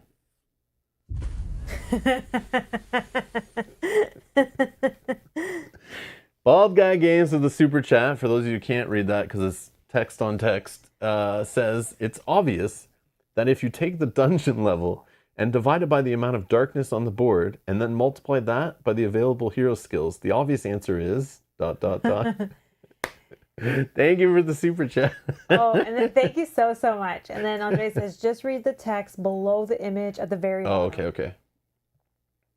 Oh, here we go. At the beginning of the game, use only cards 1 and 2, which we did when you create a character. Whenever you would learn a level 1 hero skill, you may choose to learn your dungeon roll instead, adding card 3, which we did when the first time. This is not the first time I've been offered a dungeon roll. Yeah, because I haven't taken 3 yet. Yeah, but I did. You did. Because the game said I could, which it says right there I can, right? Yeah. So if we go back... If you keep improving with a skill level 2 upgrade, you may learn the next. Oh, I see what you're saying. I can get what you're saying. If you keep improving with skill level 2 upgrade, so you may learn the next skill by flipping the card to 3B. So technically you need to wait till it says hero level 2. Oh, that is weird. Why do they name it that way? Yeah, that's strange, but I get it. Yeah, that is weird. Okay, sure. Okay. That doesn't make any sense, but it's there. I'll take it, sure. It's also weird. It's kind of like at the bottom, like, So the first time I was allowed to take one. Yeah. Okay, so that's why I didn't understand. Now it's telling me I could take another one. So obviously I just take the next. Keep going the next level. Right? Yeah, like why not? I'm getting another dungeon roll. I only have one more progression to do on it. Yeah. So I have to wait till it tells me you can gain a level 2 hero skill or dungeon roll upgrade or dungeon roll whatever.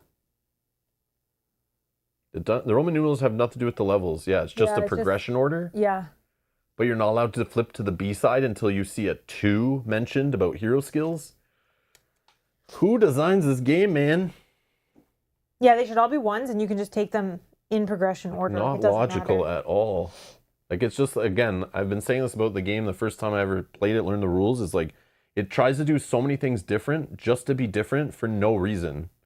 Like, it's like, we're so different than every other dungeon crawler because we just tweak every little thing to make it strange and different, to be unique. But it's like, it's just being unique to be unique, but not for any real reason other than that. And it becomes a pain in the ass. It's like, yeah, I don't know. It doesn't set it apart in a good way, is what I'm saying. Yeah, but it's okay. All right. So that slims my options down. So does that mean we can't take this one, right? We can't take level 2s? That's not a skill, that's an ability. We're only looking at skills. Oh, sorry. That actually will give us extra cubes, by the way. So I'm not even looking at these. I think these are different. They're abilities. That's that's what we got last time. So these it's now gone back to, remember the first time when you got to pick a skill or a dungeon roll? We're back to that. Okay, so these are my only options. Okay, that makes it so much different. Yes. So then I want... I should have more, but I moved them. Okay. So sorry, back to what I was doing here. Okay. Thank you for the help, Andreas. Okay. Yeah, I know. They could have just put in the text, like, take an A dungeon roll if you haven't already. Or in the future, it should say, take a B, you know?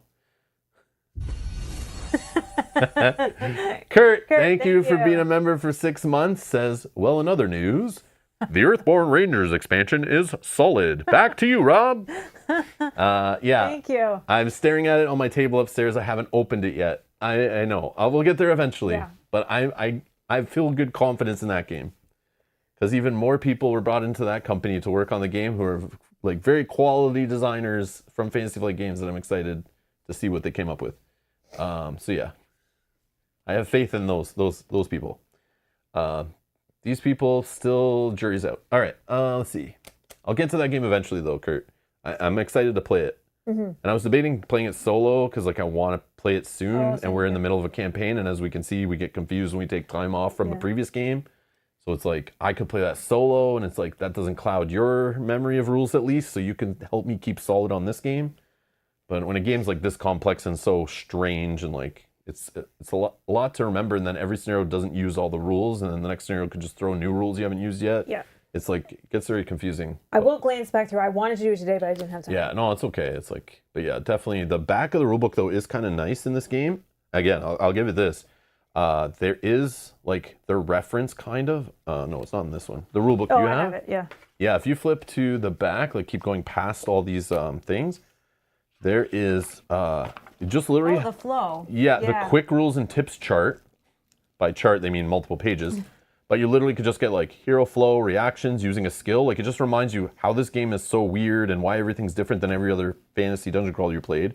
Recall actions, focus abilities, consumable items, exchanging items, interacts, opening doors, chests, pets, knocking out a hero, darkness spawning. It's just like all quick rules of stuff from the rulebook. But it'll even tell you on here, like, what page to go to. You want to read more? Go read here on some of them, not all of them. Commanders and Overlords, I didn't read that. Losing an Adventure, I hopefully never have to read that again, but we'll see. I will definitely. Yeah, so just if you just read through that, like before you play it, like it kind of brings most of it back. Yeah. And I don't mind looking stuff up during stream, but it's just like go play Elder Scrolls for like hours and hours and hours, and I'm tactically moving on a grid, fighting fantasy monsters. I'm reading about poisons and things, and it's like then I remember all that monster movement and stuff, and then I come back to this game and I'm like, how does this work again? What is darkness again? How does that work? It's like, I don't remember. All right, so here's my options then. I'm always wanting to go for the good offense, but red cubes I don't really want to take more red cubes. I'm kind of thinking I want to take based on cube color, to be honest. And like, what do I like? I like unlimited range, so green or blue cubes are awesome. Jump 6 and stealth, I don't know if that's what I really need. I don't even barely use my jump 3s. But it does get me... I should probably be looking on the back of these two, because then I'm able to advance to one of those. But +3 damage and knockdown, that's a thing? I should probably take Lightning Whip.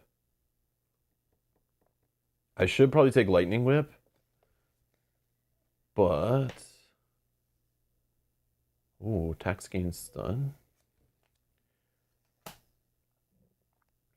Heal 4 and a cleanse after a jump 6. Okay, that's kind of neat.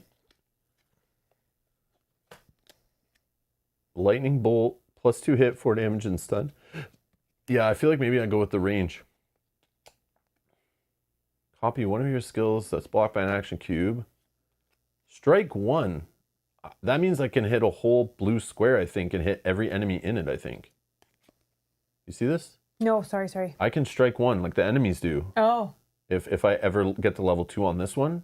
Yeah. Which does like basically 3 damage to all of them in the space. And then I can push all of them, I think. You need 4 damage because you get the plus. Oh yeah, true. And would it push 4? No, it just says damage. It does extra damage, right? I don't know. Like, I don't know when we're gonna ever go to level 2, and like, do I want to copy? I mean, I would like a blue cube. It'd be pretty sick.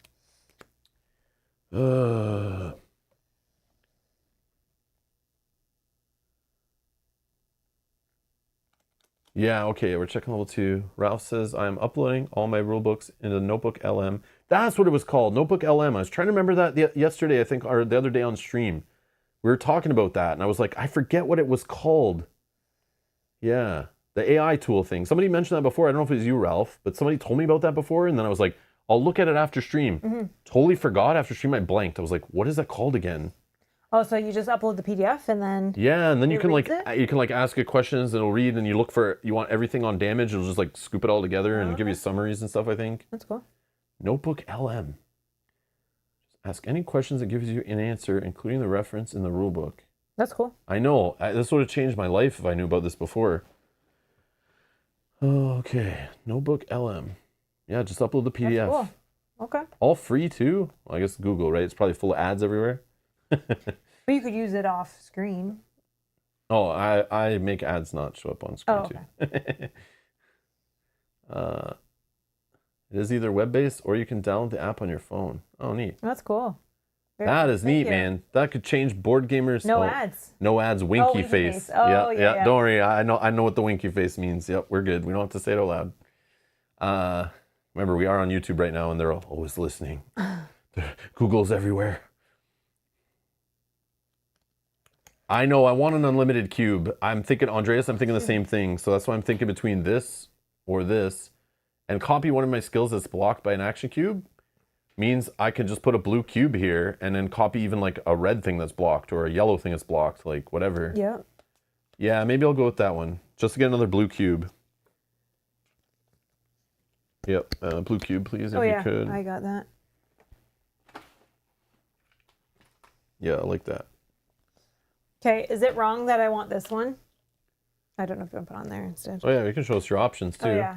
Is it wrong that I want that one? Because I'm also looking at the other side too. I'm looking at the other side. But that is a natural 18 plus. You'll get double your damage. Yeah. So 18, 19, or 20 now is like a crit for you. Yeah. And then a surprise attack, which you'd get a blue cube when you go for that one. Oh, this one actually gives you a blue cube because of your wisdom, so you get an extra blue cube. Surprise attack is 2 damage and poison 2 if you have stealth plus 3 damage. You stealth a lot. I don't-ish because I don't want you to get hit. I could. Or you could do self focus 2, which your focus abilities are amazing, so that's always something you could do if you're just like not near an enemy yet. Yeah. Sharp barrage, which eventually is strike 1, so hit I think everyone in a space for plus 1 damage, bleed 1. So if you get like a couple monsters in the same blue square, I think you can hit them. Yeah, the Elven Memory could help in situations like you had with the interaction token that was slain because you had none of your knockdowns available. Yeah, 100%. There was that one time too where you're like, oh, I can't do that. That's true. Yeah, I forgot that happened. That did happen, yeah. It's like even if it's blocked, yeah, like even if I have the cube color and I look down, I'm like, oh, I already did that. Shoot. Yeah, that makes sense. That's huge. This one is also decent. Jump 3, 2 damage, self-stealth. And eventually, acrobatic charge, just a move 5 and trample 2. I'm assuming that's if you go through enemies, you trample them for 2 damage or something. That's what I assume as well. So this one is also decent. I thought about taking as well. This is the defender one, which. Oh yeah, you and 1 adjacent ally shield 3. Which is good for myself. I'm not usually near you, but if I was. But you could have been our companions. You can shield. Yep. So part of me Which we have this companion, I'm assuming, in the next one. Yeah, but I don't know that I want to take this just for this one where I might have to babysit. I showed you the pile of companions in the game. Yeah. But... No, I know. I will take the defender eventually, but I was really interested in this plus 18. Like if I roll, sure. I don't know. 18, 19, or 20, double your damage. Taken? You roll 18, 19s, and 20s a lot, and it's natural. One I did today. Not plus, yeah. So it's 100% like one. I don't know. Your call. What would you have taken? Honest opinion, you can tell me. With our case, probably your focus one. Yeah. Because you use red cubes, like red cubes you don't really use. Only if I need them for the... Yeah, but it gives you more red cubes to actually do range stuff, so you don't have to do the things of like, I'm going to move into the poison because I have to... I don't have any attack range. I only have one attack that can hit range. So I always have to move in. This is the only one that I have that if I use a red cube... But this allows you to react at range. Yeah, this can do range. That's it. Technically, you can heal and curse with the extra red cubes, but when you flip this over and you get another red cube, you'll have this to be able to strike one, and this is at range. Like, no matter what your weapon is, you can still do a range attack. Yeah, which is not bad. You think that? I don't know. You don't really do focus tokens enough, and they're like so powerful because they get you like basically an extra action on the turn. I know I don't do them enough. And look, this one's like 2 attacks with +2 on the rolls, and this one is +2 to your hit, another +2 to your hit, and they give you 1 damage and poison 1 on the attacks. Mm-hmm. Yeah, I know, they're very good. I do. Yeah, they're amazing. But I don't know. Yeah. Focus and cleanse. What's the level 2 on my current? Oh, on my current one? Oh yeah. Not that you can get it right now, right? But no. Backstab 0/0 hits. If the target has any condition, deals double damage. Oh wow. Imagine it deals double damage. Then I roll 18 plus with my crit, and then sure, whatever, man. You do whatever. Well, this one I already have though. Yeah, you do whatever. I don't care. You're building your character. Do whatever. I know. I'm just asking. I probably would take this just because I watch your health go down so low, and like you're a melee fighter, and like having shields just for you, just putting 3 shield on you, and you can take any color cube you want. It doesn't have to be red or yellow for this, by the way. So if you want a green or a blue cube, you can take that too. I'd probably take a yellow one if I took that. But I don't know. But again, once you have this, you also, if you ever switch a role, you have enough access to all the same levels. But that's true. Prevent all damage with a cube. Yeah. I don't know. All right, we're gonna. No, you do whatever you want, man. If you want the crit thing, go offensive crazy. But you're relying on dice rolls, so maybe like once a scenario, you might get an extra double damage. No, maybe this is helpful too if there's a situation where we have to stay together or we're in a small corridor, and it can help you as well if it's something that's going to attack both of us. I wouldn't worry about that. Just think of like you having just a place to go shield 3 when you need. All right. When you're not in range of an enemy and you just want to get ready for the about to get beaten up after you open a door or something. I don't know, but you do you. I think I might take a yellow cube actually.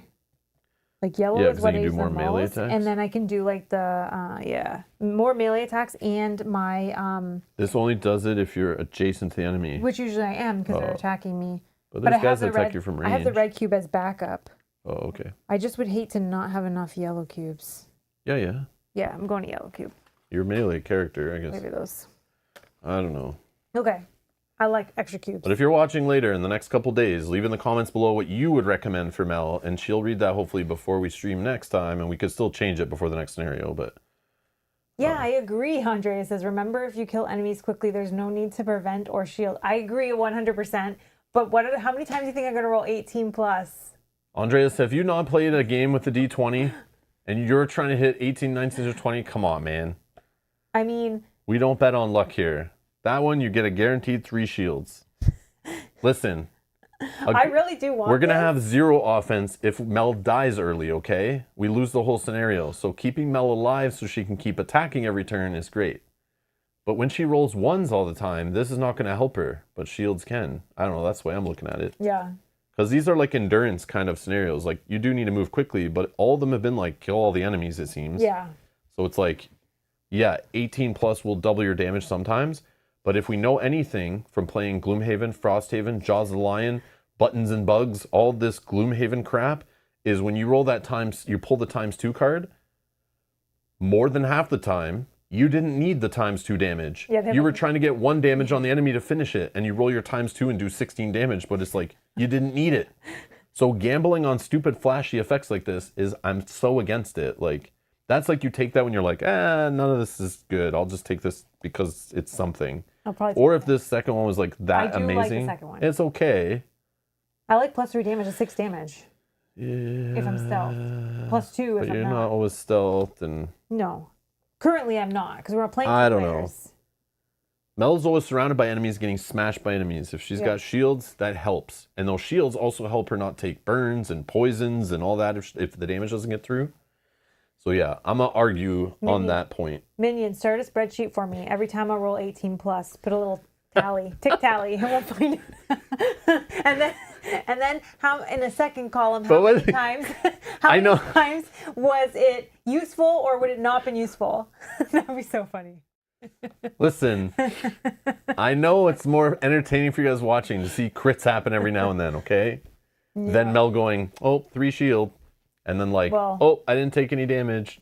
Like, that's not as fun as watching us get smashed around and beaten up by monsters and hanging on by a thread and then maybe getting that crit and hoping for it, and you gambling bastards. No, we're not gambling here. We're taking the for sure thing. Not yet. I'll gamble next time. This is I'm preaching as a mage user in this game. I took the mage because I didn't like rolling dice. I don't mind if I do less damage. I just want guaranteed damage. But I bet you, over the amount of hours we play this game, you're rolling dice for all your damage. I'm not rolling dice. I'm barely rolling dice. But like, if we just compare my magic damage versus all the attacks we both do, like and like make it equal, you'll find I bet I do more damage over the course of a game because it's all just always hitting. Like, I don't know. That's what I think. I guess. But Minion says, I've definitely been doing that already. You would have hit a crit on 90% of your rolls if you had that ability. Yo. Trust me. Something smells fishy. Oh my God. I think I'm being lied to.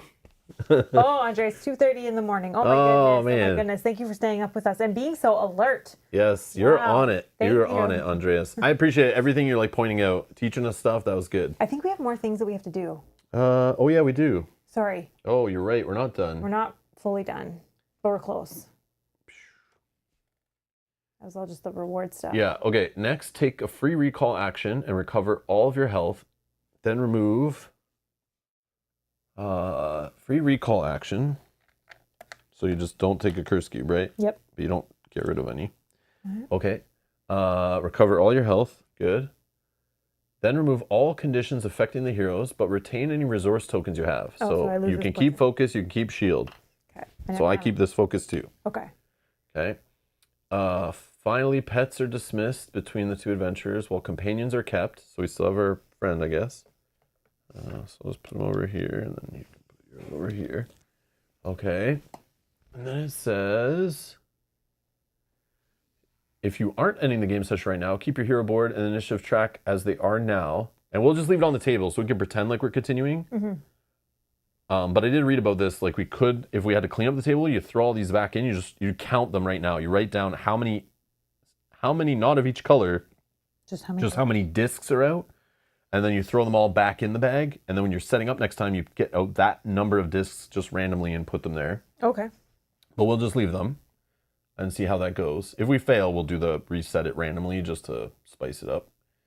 Then it says finally, if you're in the game. Oh yeah, the rune card needs to go back to face A for sure for the next session. We undo all setups, and then I'll clean all this up between streams though, and I'll set up a new board. Otherwise, if ending the game session right now, note in the campaign log the quantity of curse cubes and trauma cubes you have, but we're just going to leave it on the table, so we don't need to note any of that. Okay. And we also have it on stream, so if we need to, we can go back to the previous stream, look at the table or whatever. And And at the start of the next adventure, you'll redistribute them to your board again, and they don't need to be in the exact same spot. So if you want to change that now, you can if you're like, or at the start of the next game, if you're like, oh, I don't want this here, I want this here, you know, you can move those around. But we'll leave them the same for now. And we'll just play the next one and continuing it like you would if we were sitting here. So we have that scheduled for Saturday. It's in the playlist in the video description, or it's on the channel already. You can subscribe, turn on notifications. You can set a reminder on that stream to be reminded if you want to join us for that. And then finally, do the same with the runes that are on the initiative track. Note their quantity and start. Oh, this is what I already said. But we're going to leave them on the table. Also, the quantity of runes of each color does need to follow. Yeah, okay, that's what I already said. I read all this before, but not on this page. This is like the exact same stuff that's in the rulebook. And then that's it. So next time, join us for Chapter 5, the Sanctum of the Ancients. Whew. Oh, I see, Andreas. Okay. Are you writing down my feedback as I complain about things in this game for your next game? Because you should. It's gold. Everything I say is gold. Andreas says, well, as the community manager of CGS, which I'm assuming is this publisher. I was thinking I didn't know what that was, but... Hold on. Let's find out. Yeah, CGS. Oh, okay. We don't know the slang around here, okay? Yeah, sorry. I think this is the first CGS game we've ever played. Oh, okay. Community manager of CGS, you could technically say as part of my job to give you a little guidance, Winky. Oh, okay. Oh, so you're trying to... No. He's not nudging us. Yeah, you better not help us win, okay? I like a challenge too. Yeah. So kudos to you. That's very nice. But you get like 99% right yourself. Okay, that's good. We do try. It is a challenge to get the rules correct in this game. That is part of it's a game within the game for this game, for sure. Yeah. Board game officer says, oh, dang, just missed it. Oh, I'm sorry. Oh, board game officer's here. Quick, let's get out of here. End the stream. Go, go, go. Just scrub back. Yeah. You're just a little late. Only like 3 hours. But yeah, you have time, board game officer, to watch before next stream. Don't worry, a couple days for sure. Anyways, so yes, thank you for all your help, Andreas. Thank you everyone else too, for the help. And yeah, we'll be continuing on Saturday playing more, and we'll see how our first sequential scenario goes, which I'm assuming we maybe didn't do a perfect run in the first half, because it seems like there's a lot of tokens on the board, on the track. And depending on how many tokens are on the track, the rulebook says it could make the second half very much harder. So we'll see how that goes. We might have to replay it if we fail, but if you replay it, you're allowed to like take some concessions, like removing a few tokens and doing a couple cleanses for free or whatever. But maybe we're in a good spot. We'll see. But I'm excited to see like how they're different than regular scenarios. So we'll find that out next time. So yeah, stick with it. Since you opted against the crit skill, I cannot trust your judgment anymore and will definitely not forward your feedback.